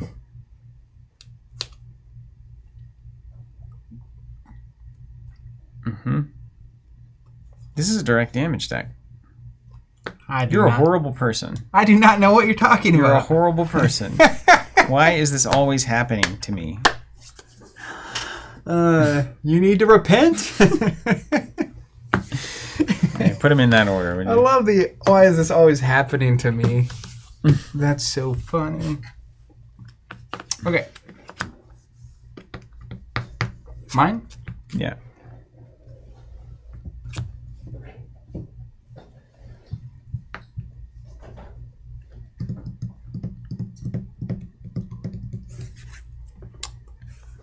I will play a Crimson Bomber. Then I'm going to side action. Destroy it. Place 1 wound on up to 3 target units. So they'll each get 1. Yep. And then we'll go ahead and put 1 on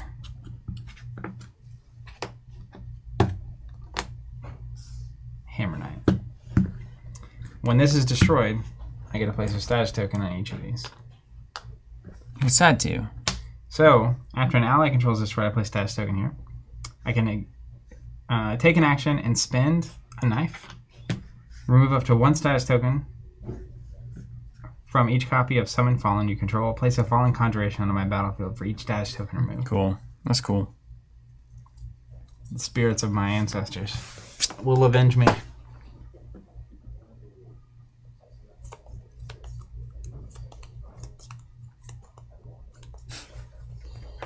Kind of funny that you did what you did. It's perfect. Alright, I'm going to play Summon Spectral Assassin. Side action, mask, and a basic.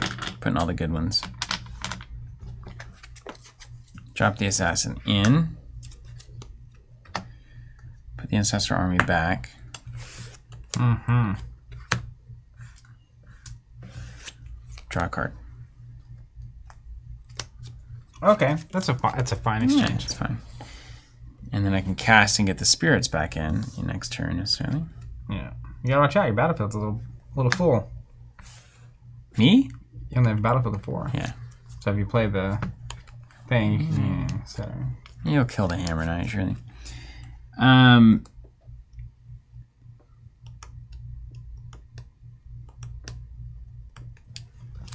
gonna hang loose there. Okay. I'm gonna hang loose there.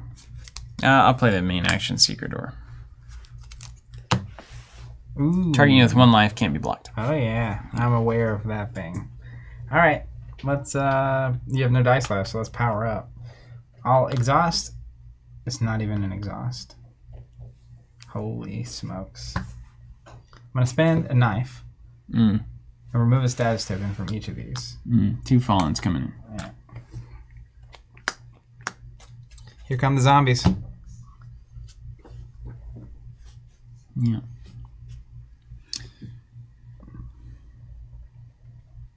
Okay. I'm gonna side action Ramia.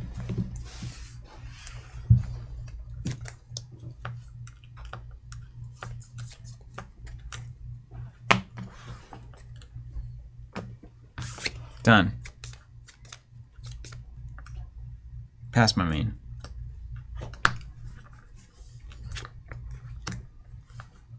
I want you I want you so bad. all night, moonlight. I need you. I'm gonna summon Come on into me. an Iron Monk. And everything. Salamander Monk. We're so beefy, we're off the board. I'm just gonna do this.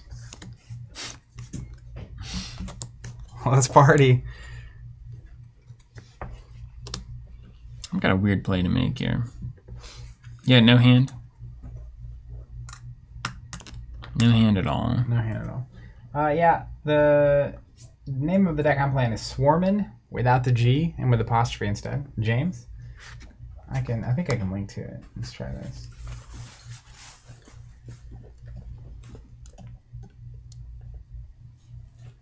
You're gonna do 9.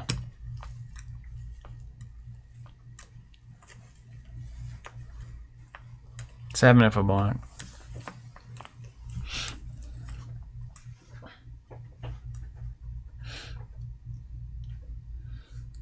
All right, I'm gonna check this out. I'm gonna try to swing 3 at the commander there.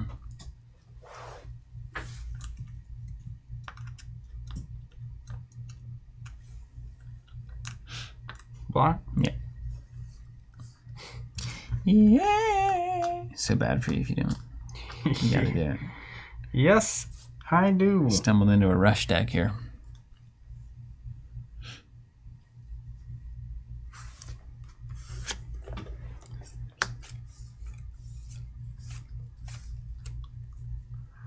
Can only run so long.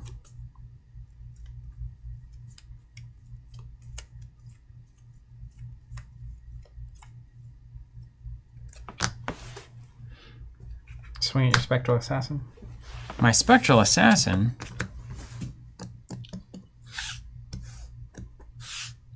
I'll block with Vermeer. Okay.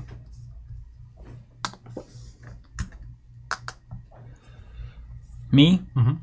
Assassin's gonna try to do 2 to your Mortal Commander here. You got it.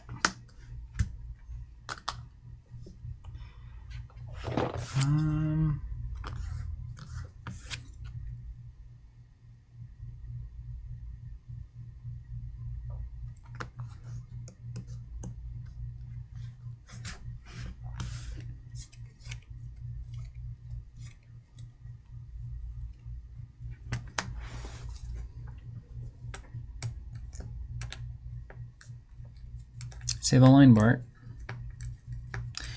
Wait, can you also summon Fallens naturally? Or is it just through the ally summon thing? Yeah. This thing. See, man needs an ally to die. That's fine. You will eventually kill one. That's true. Very true. Certain of that.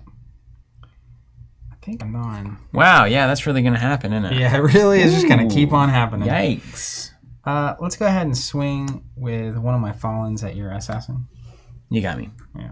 I'm just a control player. I can't help it. You just gotta control the board. Pass. I'm all pass all the time from here on out. Okay. So you do your worst. I will exhaust here. Mm-hmm. All my units get +1. And I'll have a Fallen swing your Hammer Knight for 2. For 2, Yeah. you got it. Oop, it's not 3s on those, is there? And then old Iron Monk's gonna come at you for 1. Here or here? Oh, there. You got me. I want that Hammer Knight out of here. I want to basically give you an action to deal with it. You know what I'm getting though. Reticle says, I wonder how many people are going to build these decks for tonight. Chezeret says, gourd. All right. You know what? Actually, hold on. While we're here.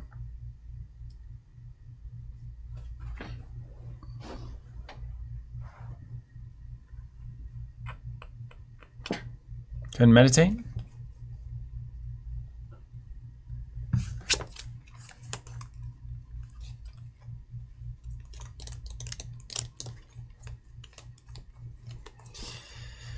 Oh, that's a something. I could technically meditate into a goat. Use the goat to get the Anchor Knot back for 0. Play the Anchor Knot. Kill an ally. Yeah, it's too complicated. End of the round. Why'd you have to go and... I like where we're at right now. We'll leave that knife where it's at. Chezeret says, that's one scary board on Zach's side. But you forget, I know exactly what's coming in my hand. Yeah. I love that you were like, that is going to happen, isn't it? Just knowing. Oh, yes. Angels and Lions. A Tale of 3 Cities.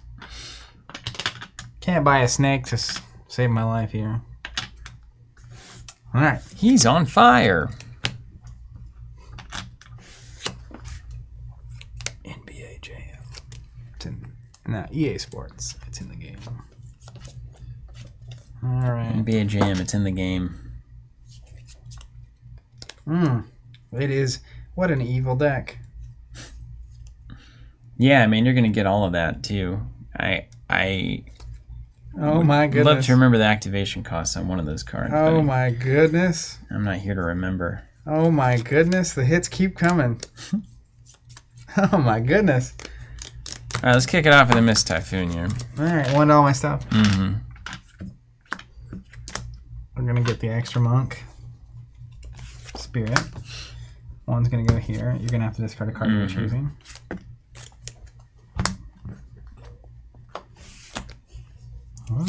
Oh, and What's your health at? 9 already? you destroyed an ally. Let me make sure this is the one that I want to ditch. I'm gonna go, yeah, I'm actually gonna go here. 9, 10, 13. Okay.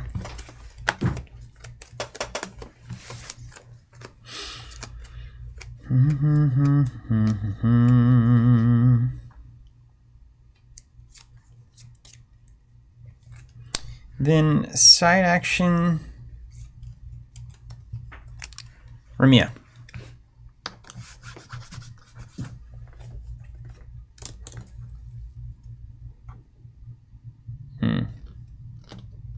Yeah.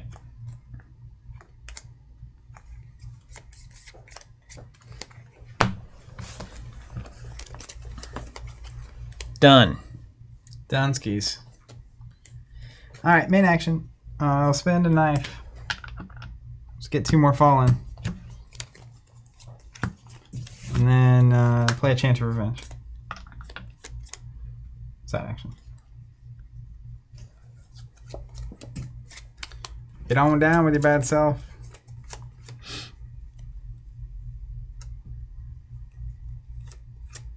Okay. This is a whole different level of Ashes we're playing here. Now this is pottery. Still don't like it. I'll be back. Okay. You figure out your ideal turn. I'm playing an Ancestral Army, so just be aware of that. All right. Music note. What are these 3 again? I put them there because I like them. Yeah. Still like them. Yeah. I still like them. In fact, I'm going to Changing Winds first. That's more correct. And then I draw this, and then I draw these 2, and then I put this one on bottom, and this one on bottom. And I feel like, honestly, we're in a burn situation here. All of us.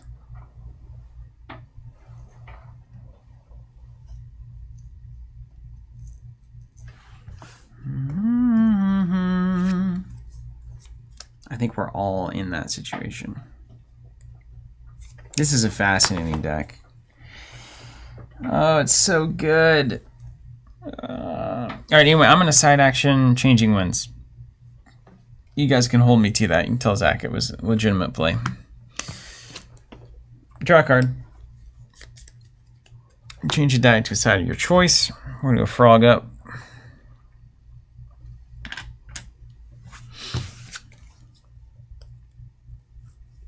And then we will play the Ancestral Army. 2, 3. Come on, dance with me. Another day new. We'll drop in the boys. And then we will draw. Put one on the bottom. It's this one.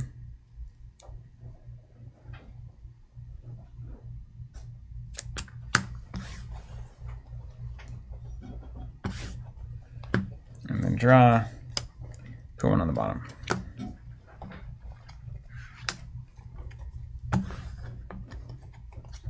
Look at this, what a battle this is. Yeah, you can see the hand here. So my game plan at this point, I feel like I'm 9 ahead here. I know I've got double Frostbite and Molten Gold in hand, so that's 5 damage already. So I'm putting him to 14 with 2 pings from Frostbite next turn. So my game plan right now is to do 2 damage from the board. So I'm looking to do 2 damage to Zach. And then I'm looking to go, at some point, probably next turn, Gold and Frostbite are conflicting here. So it's not as good as it could be. But this, once I get the second bite here, that turns into a basic. So now I've basically got this turn, I can Gold, bite. I can clear at the start of next turn, and we'll see where his board goes. I might have to wait on one of these Frostbites and play the Typhoon instead. And then I can come back in next turn, do a double bite again. Molten Gold gets played somewhere. So I'm just looking for 2 or 3 damage on Zach's Phoenixborn. In terms of like just from these units, I think I can get there. I think I can just, you know, fool him. And then, I mean, Secret Door is going to do that straight away. So like, what is it? Probably Secret Door, get 2 on, Molten Gold, bite. And then at the start of the next turn, it just depends on the damage he's done. I can block some, but then it's like literally bite, game.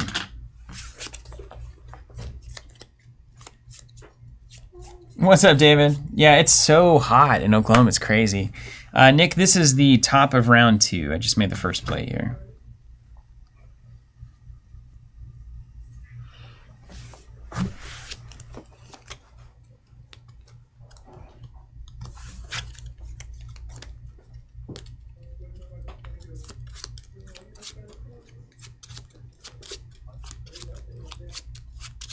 Yeah, it's fascinating.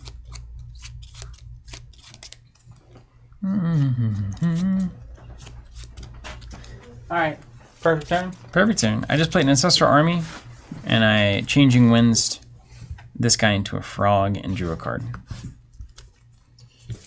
Alright. Over to me, Ben. Yeah. Eh?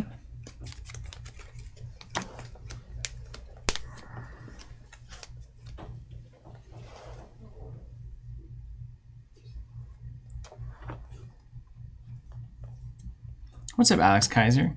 Yeah, in reality, the rounds in Ashes, compared to other games, a round is almost just a turn each. Because there's just so much to manage between 1 or 2 turns where it feels like you've done a big exchange. Yeah. Well.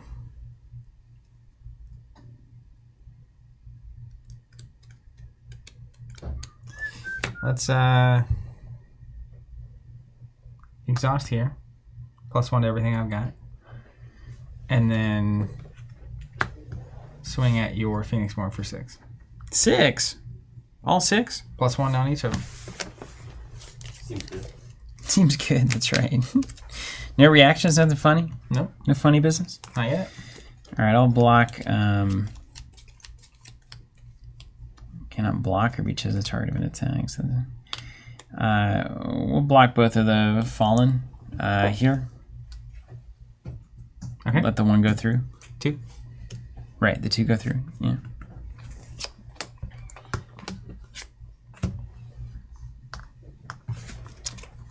Side action. Pass. Okay. You can fly away with me. Actually, today. side action meditate. Ooh, yes. Goatsville. Oh. Goatsville. Goats. What are you goating? Goat stars and rainbows. I'm gonna swing at you for 2. Take it.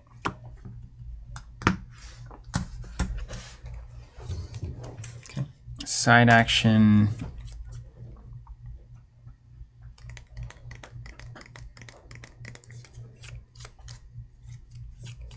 Let's look at the top 3.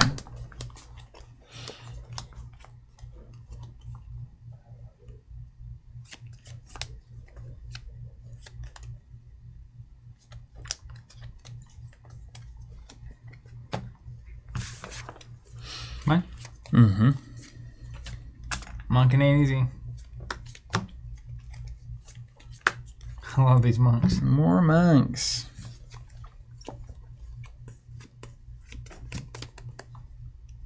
All right, we'll do a main action here on Frostbite. And then side action, I'm going to meditate 1. To go up to Frog. I gotta watch out. Man. Man. Mine? Yeah, Swing at Ramia for 1. you got me. Boop. Bloop-a-doop. I really just wanted to make your life easier with the token management there. Thank you. I do appreciate that. Very kind person.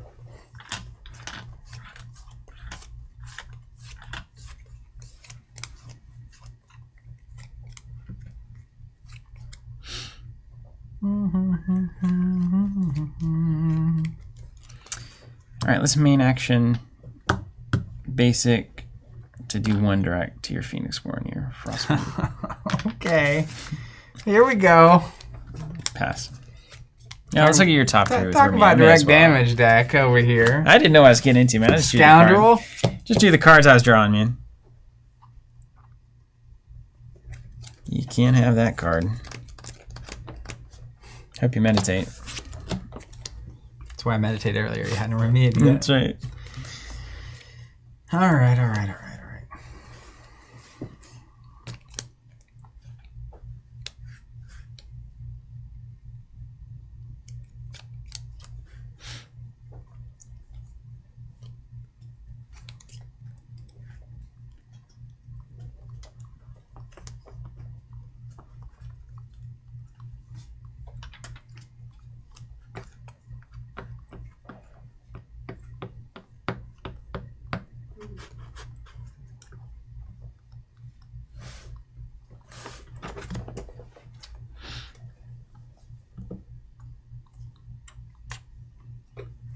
What are you doing? Just looking at cards, drawing cards, looking at cards, drawing card. Finding the answer, searching my deck. I'm the Jason Chung of Ashes. All right. Here's what I'm gonna do. Opt 5, opt 8, opt 3. Let's reclaim soul. Play a card. Destroy a unit I control to remove 2 wounds from my Phoenixborn. Go Commander. Remove 2. That's gonna hurt my plan. And then we're gonna put a token on each of these. You gonna get your Fallens? Not yet. I mean, like, theoretical Put a status token on this thing. space. Then side action. I'll exhaust this and do a damage to your Phoenixborn. You got it. Here we go. Off to the races. Synergy, you see? This deck's so good. It makes me feel like I've been in the kiddie pool. All right, I'm gonna side action here for the old ceremonial. And this is the same designer of this deck as the one I was playing last week. I feel like the decks are on different levels. It's a moving.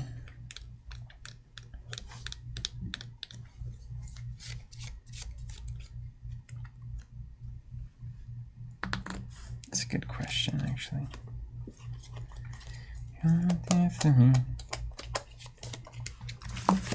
Make sure this is right. You got a bunch of crazy cards over there. I'm not sure about it.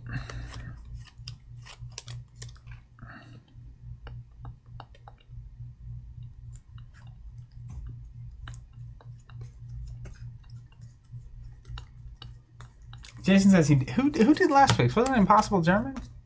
I thought so.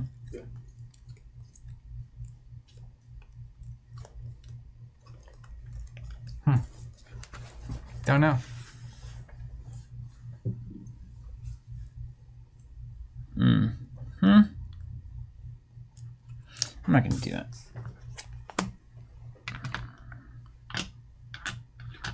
He doesn't like the stock. I'm going to side action Ramia. You don't say. Maybe it wasn't Impossible German last week.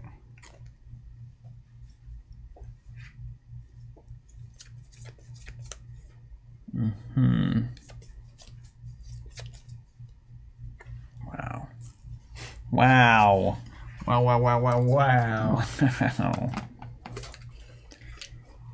Okay. Interesting. Main action.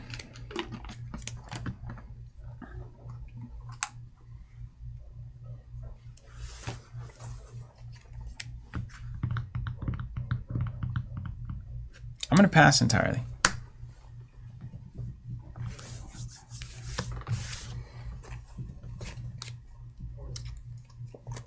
Really? Mm-hmm.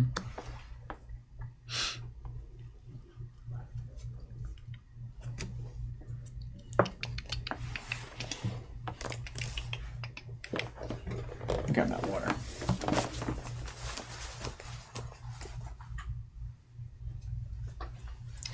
Is the ceremonial die power a minimum of 1 damage? If you bring a 0 attack thing back, I think it still does 1 to you. Free. I don't know. Didn't they change it where it always just does 1 no matter the unit? That's exactly what it is. Yeah. Alright. What are you planning over there, Willie? Like I said, I'm just looking at cards and drawing cards. Alright. I'm going to use a goat. No, you know what? Yeah, I'm going to use a goat. And I'm going to get back my commander. Take 1. Pay him. Pay that man his money. He beats me straight up. Main? Don't want to. But I'm taking 1, I guess. Why not? Well, it doesn't exhaust. I'm gonna spend a knife.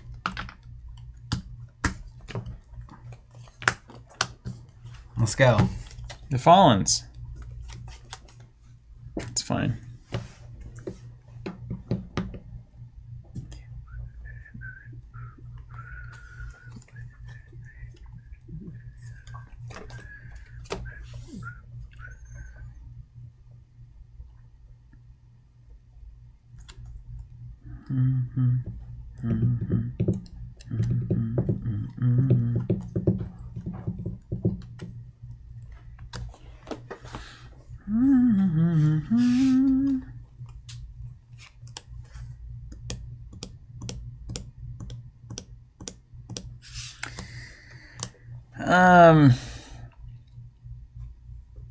Let's do 1 with Frostbite to Phoenixborn. Okay. That's my main. Alright.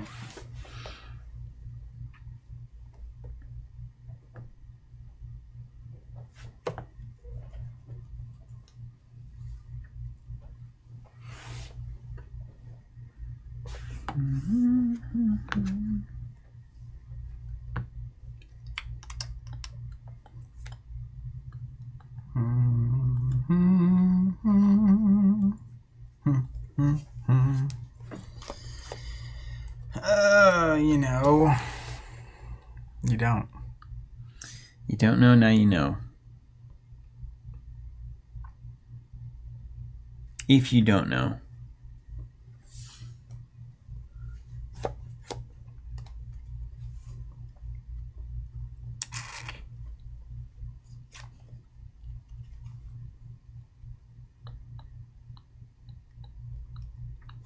I mean, you gotta have something. I got 3 dice and 2 cards. Yeah. And a secret door.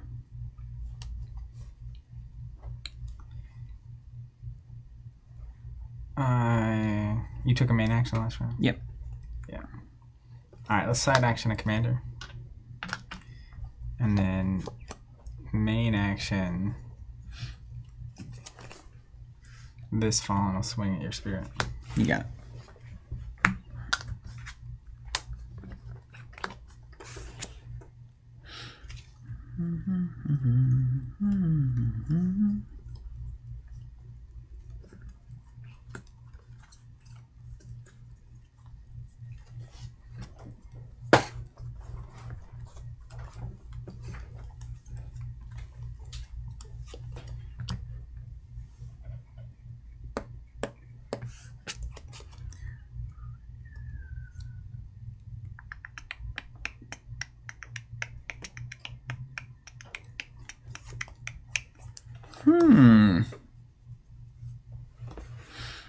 You got a lot of stuff.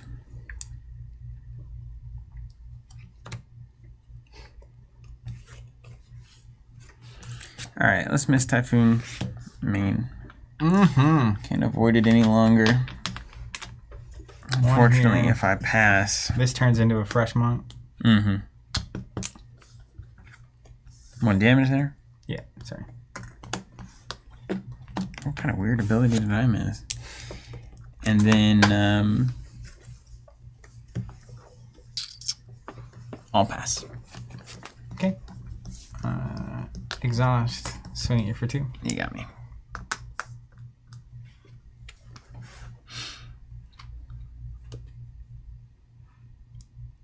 Side. Maybe. Yeah.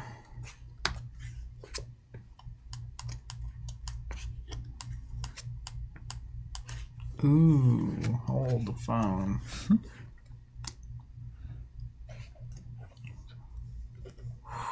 Gross. Yeah.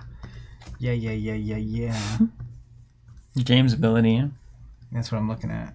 12, you can do 2 direct, 13, 14. And I take what? Equal their life? 3 is fine to take, right? Yeah, take 3. Okay. I will, because I did a main action. Yeah, you swung. We'll side action here. Go get an ally. Hand or, yeah, it's hand. From deck to hand, yeah. Oh, wait, yeah, you already did that, yeah. So you side commander, swing for 2. Side and main. Oh, yeah. So, it's fine. I'll pass my main. I will go ahead and take a side action. Get the old army back in. Take 1. And then I'll pass my main.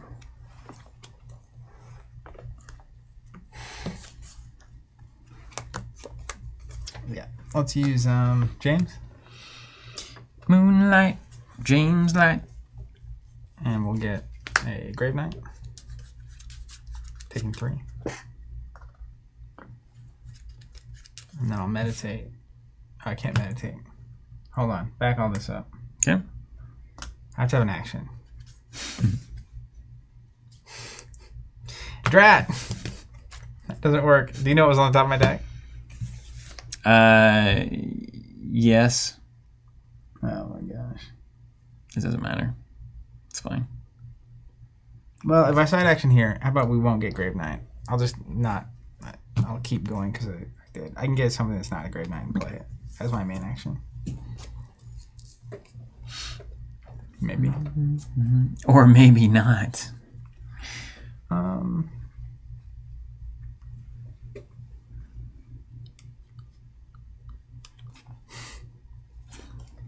Anchor Knot? It's so horrible to play right now, though. Do you have to do 1 to something? Mm-hmm. He's doing the commander, right? I mean, and then it's just You want him to die. sorta. He won't die before your turn.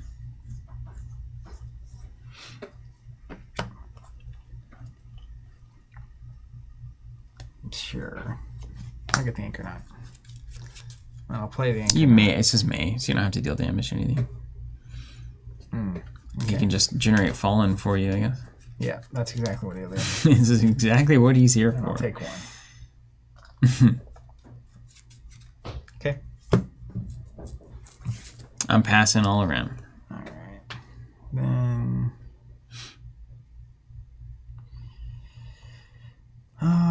Well, I'll side action look at the top 3. right, No reason not to.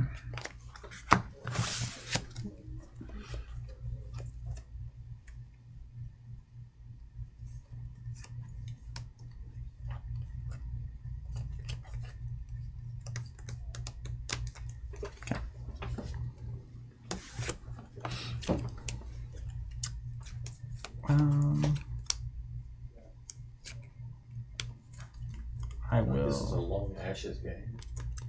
They're always this long. Really? Kinda. Yeah, I don't know. They don't feel long, but they are long, really. I'm gonna meditate into a goat, and then Goat up. you passed your main action. Mm-hmm. Feels wrong.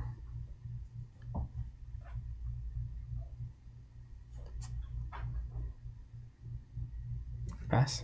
All right. Back we go.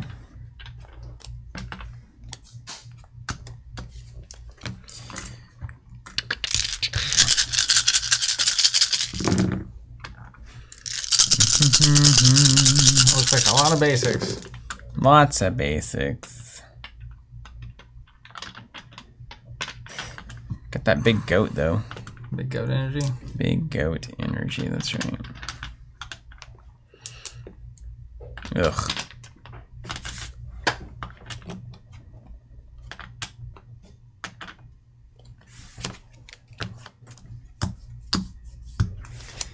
All right. You got 11 left? 11 health.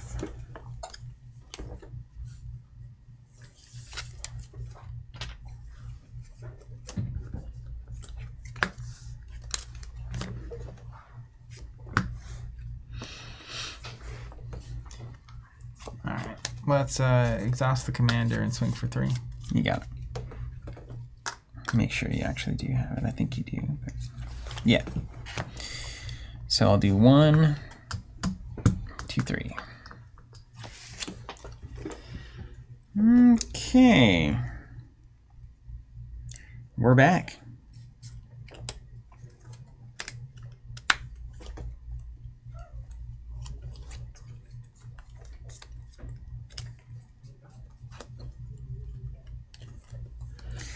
Let's do side action here for Mia.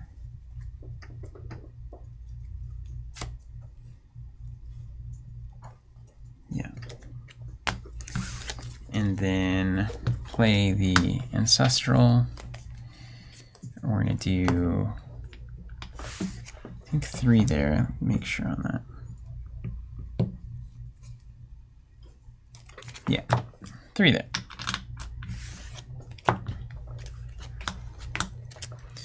Spirit, draw, put this on the bottom, and draw, put this on the bottom. Yeah. Mine? Yeah. We will meteor one to everything. There she is. When my anchor knot goes away, I'll put a status token here, here, and here. And then over to you. Actually, I'll go ahead and play a final cry. When a unit I control is destroyed, I can react and do 2 damage to your Phoenix Form. Not 2.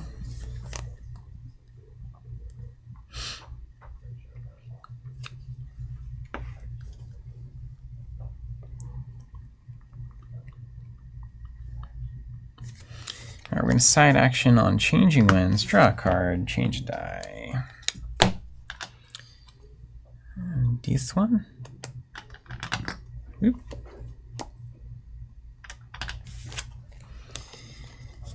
And then...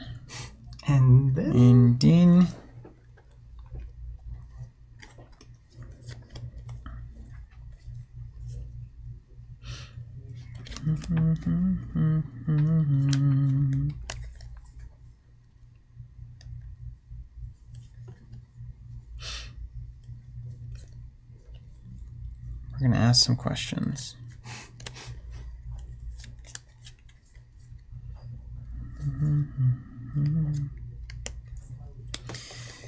I'm going to Frostbite 1 to your Phoenix Born. The News Titans. Okay.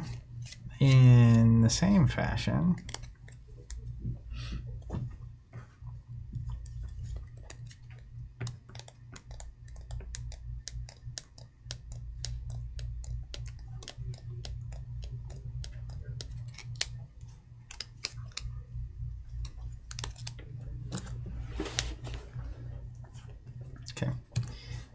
I will spin a knife, remove tokens, and get 2 That's fallen. not a knife, it's a spoon.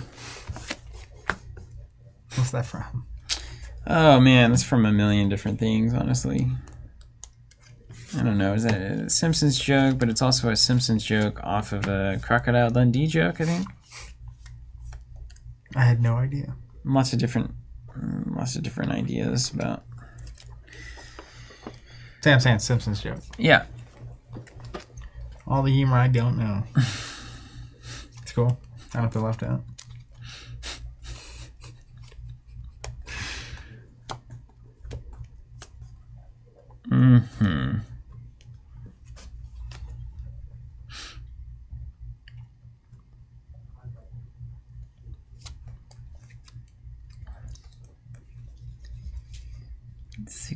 16, 17, 18.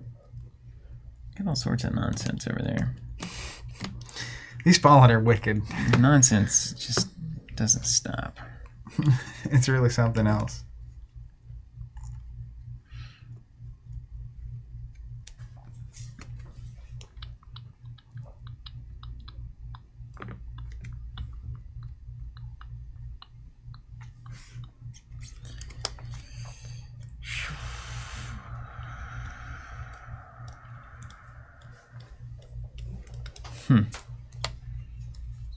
I know what you got, too.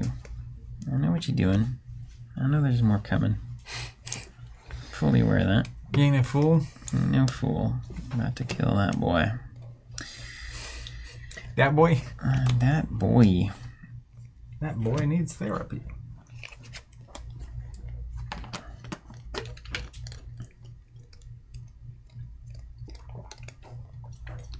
I'm kind of on a... We've got to kind of deal with that problem, honestly. What's the problem?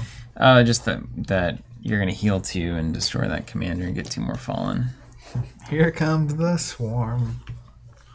So I think my new plan is aggressively killing your units.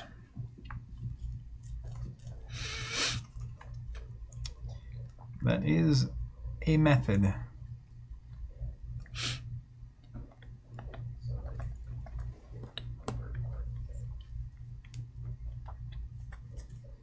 I don't have to quite commit yet.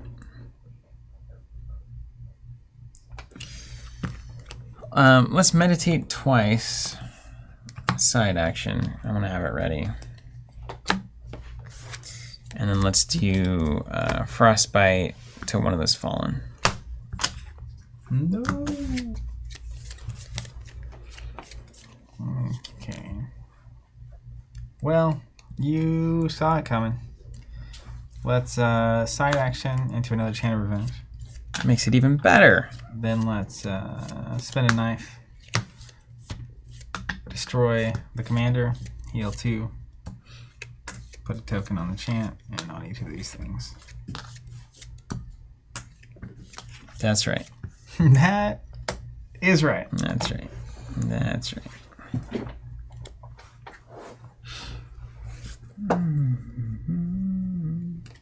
Oh, I needed to meditate, actually. I discarded the cards. I didn't change the dice. Looks like you're changing the basics to me. Mm-hmm.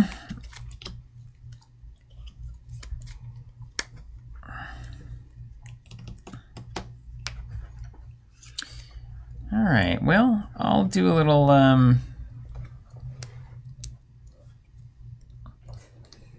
Esteem main action molten gold. Do 3 to James there. I don't like that. And then side action, I like to look at the top of your deck. Doing 3 to him? Yeah. Top 3? Mm-hmm.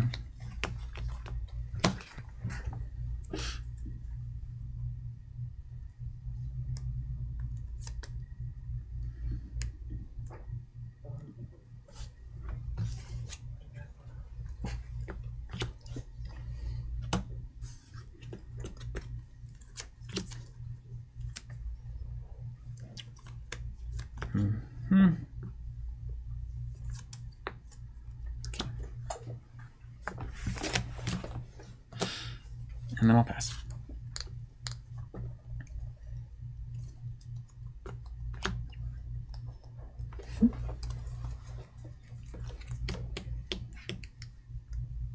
Yeah, Cheezer, I'm talking about killing the non-allies.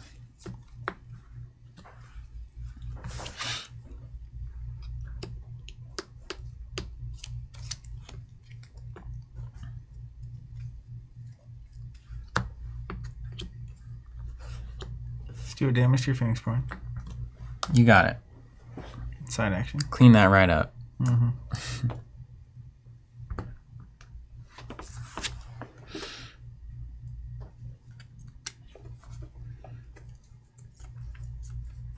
Then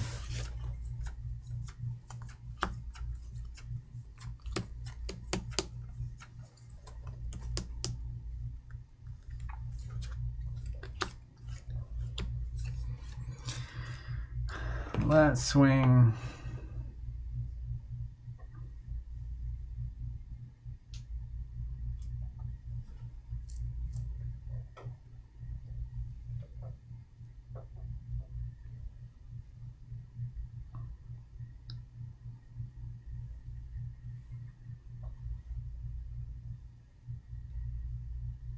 Could be a trap.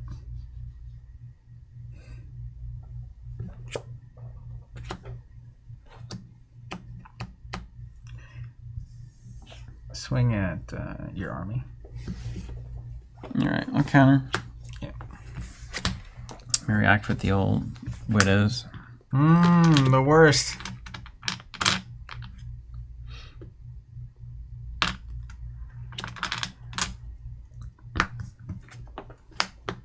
That's the worst. Well, can he block it? He can't. He dead. Oh, that's the worst. That was just a mistake. I was literally thinking, like, what's the worst that could happen? And I could not think of that card. I was like, ceremonial. That was the one. Oh, Lord. That was just bad. Can't do that. Man, we were in a really interesting situation. So if you don't, just take that back for a second. Yeah. Because that's like a facet. That's like Ashes. Like, this is why Ashes is insane. So Yeah. So okay. So let's say I don't do that. Take your damage back from this, sure. because this is my other line. Inevitably, I'm gonna meditate. One, I'm gonna take that vengeance right off the 2, top. 3, and then main action, get a salamander. Mm-hmm. This is literally the other thing I'm looking at. Yeah, because I'm hard pressed. Jason, that's the worst that can happen. I'm hard pressed to find a main action here. That's not swing. Yeah. But at least if I block, which I shouldn't. Well, no, I would swing at a unit to try to kill this Essos army to get the widows out, but that doesn't allow them to swing into you next turn. Mm-hmm. So it's really a question of, is it even... I think I would still just pass my main and wait for you to swing. Yeah. Yeah, and that's what I would do. So passy. So then now I'll do 1. Yeah. As a side action. And then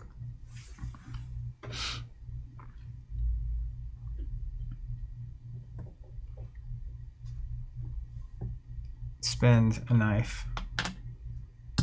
Get 2 fun. Mm-hmm.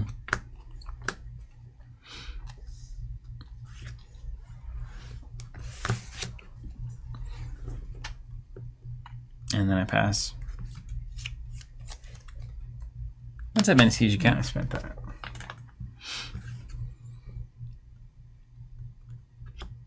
Or this might be where I take... Because what I'm looking at too is like, you probably think I can swing all 4 of these, get 3 damage through, hit with the Chain of Revenge, and Win the game. I'm looking great. Well, so if it passes to me, I do the 1 and then I swing with 4. Yeah. Which is great, because then I would still be fine. Because you'd end up on doing 19, I'd block here, widows, do 4 back. Well, it's 20, right, with this? Because one of these gets blocked. Yeah, So you 3 on the board, 1 on the chant. Oh, I Taking thought me you were to at 16. 14. I thought you were at 16. Yeah. Yeah, so you can't even do that. There's so many ways to lose this game. With the widows there is, but absent that, Yeah. it's super, super locked. Yeah, because then I think This deck is vomiting units. It's so it really crazy. Yeah, so I think it's literally, assuming it passed to me, I side action to do 1. Yeah. And then the smartest play is swing for 2. Mm-hmm. That is absolutely what you should be Or doing. no, actually better yet. Swing for 2, because if you play something and then can attack, I can block with this and get another unit out to do the extra damage. Yeah, see, this is relevant that you don't go all in when you absolutely, there's no reason to do it. Yeah, and I would have been tempted to go all in. Yeah, everybody would. Yeah. 90% of Ashes players would push the entire thing and think the game is over. Mm-hmm. But that's why we're not good yet. So 1 from the Fallen, and then Widows comes out. It's crazy. Like, there's definitely, I think... There's another line I have, too, that's interesting, which I'll show you in a second. So then you have to know what it is. Yeah.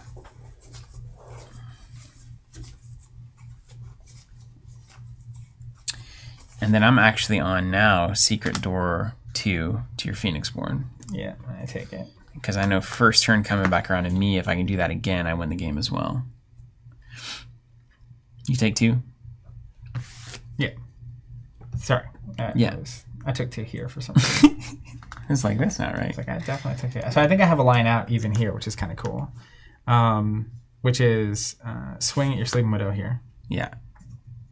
Yeah, and then I block with Ramia for 1. Okay.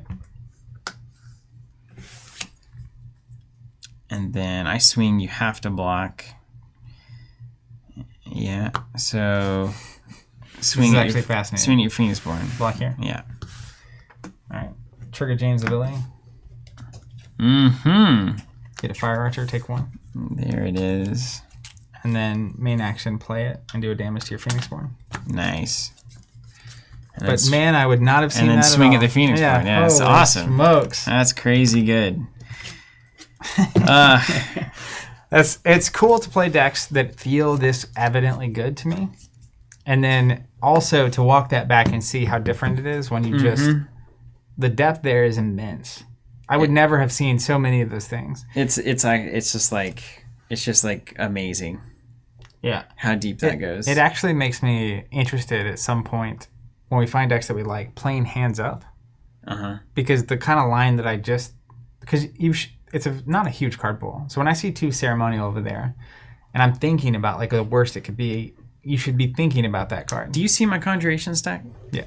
Do you see Widows in there? So I should be able to know there's Widows. Yeah. Unless I'm an idiot. But the reality is that Well, who is Ross after all? it's why it reminds me of chess. That's right. I mean, I guess. But the of once you understand the pieces that are actually at play, it becomes more even more chess-like. Because I should know that's one of the possibilities. It's so good, man. It's so good. And I was going through a lot of these Ramia turns, and it's like, I know that there is so many lines that you're looking to play through on this. So you don't see the conjurations, by the way. You just see the quantity. Oh, okay. You see the number. Well, you could probably put that one together somewhat quickly. A big fat stack of nothing that you've seen. Yeah. That's absolutely fascinating. What a game, man. Tons of lines. It's crazy. The thing that's so crazy about Ashes, and I'll say it 1,000 times, I'll even give you full screen to say it. The thing that's so crazy about it is the presentation of the game is gorgeous, light feeling. You know, like if you were to come into this game, you would say this is not nearly as deep as Magic the Gathering. Yeah. You know, like off the bat, it's like, oh, this is like a bright, nice, interesting Magic game, but it's not, it's not a heavy. But then you play it, and it's actually maybe the deepest card game that I have played. In terms of just lines of play and the way that you can manipulate any given one turn to see through the next 6. Combining those two things is absolutely... This is why people are so fanatically into Ashes when you get there. Absolutely. But it takes a minute Nothing to get like there. it. Yeah, you either both need to not really know what you're doing. We had kind of an ideal experience, slowly growing our way. But it definitely... you can imagine if chess had a hidden element and an infinite number of expanding pieces, it would be a similar vibe, right? Where it's like, what pieces... If I don't even know what... It's like they all look like pawns until you move them. Yeah. It's like playing... What was that? Stratego? You ever play that game? Oh, yeah. It's like, what a stupid game, right? It's like the whole thing is like, some of my things are stronger than others. You'll never know, and we don't know until we fight. Yep. it's like, well, that's And then this is just, why don't we roll dice instead? yeah, right. Who rolls higher? Wow, what a game! Well, hey, that was wonderful. Every time they're good, man. Ashes, incredible game. Cheers to Nick on the design on this, the redesign, and it's just incredible job. Very enjoyable. Cheers to Jason who did the Fallen deck there. Absolutely. Cheers to Josiah who did. This is incredible. This is what's this called? Ancestral Performance. Yeah, it was great.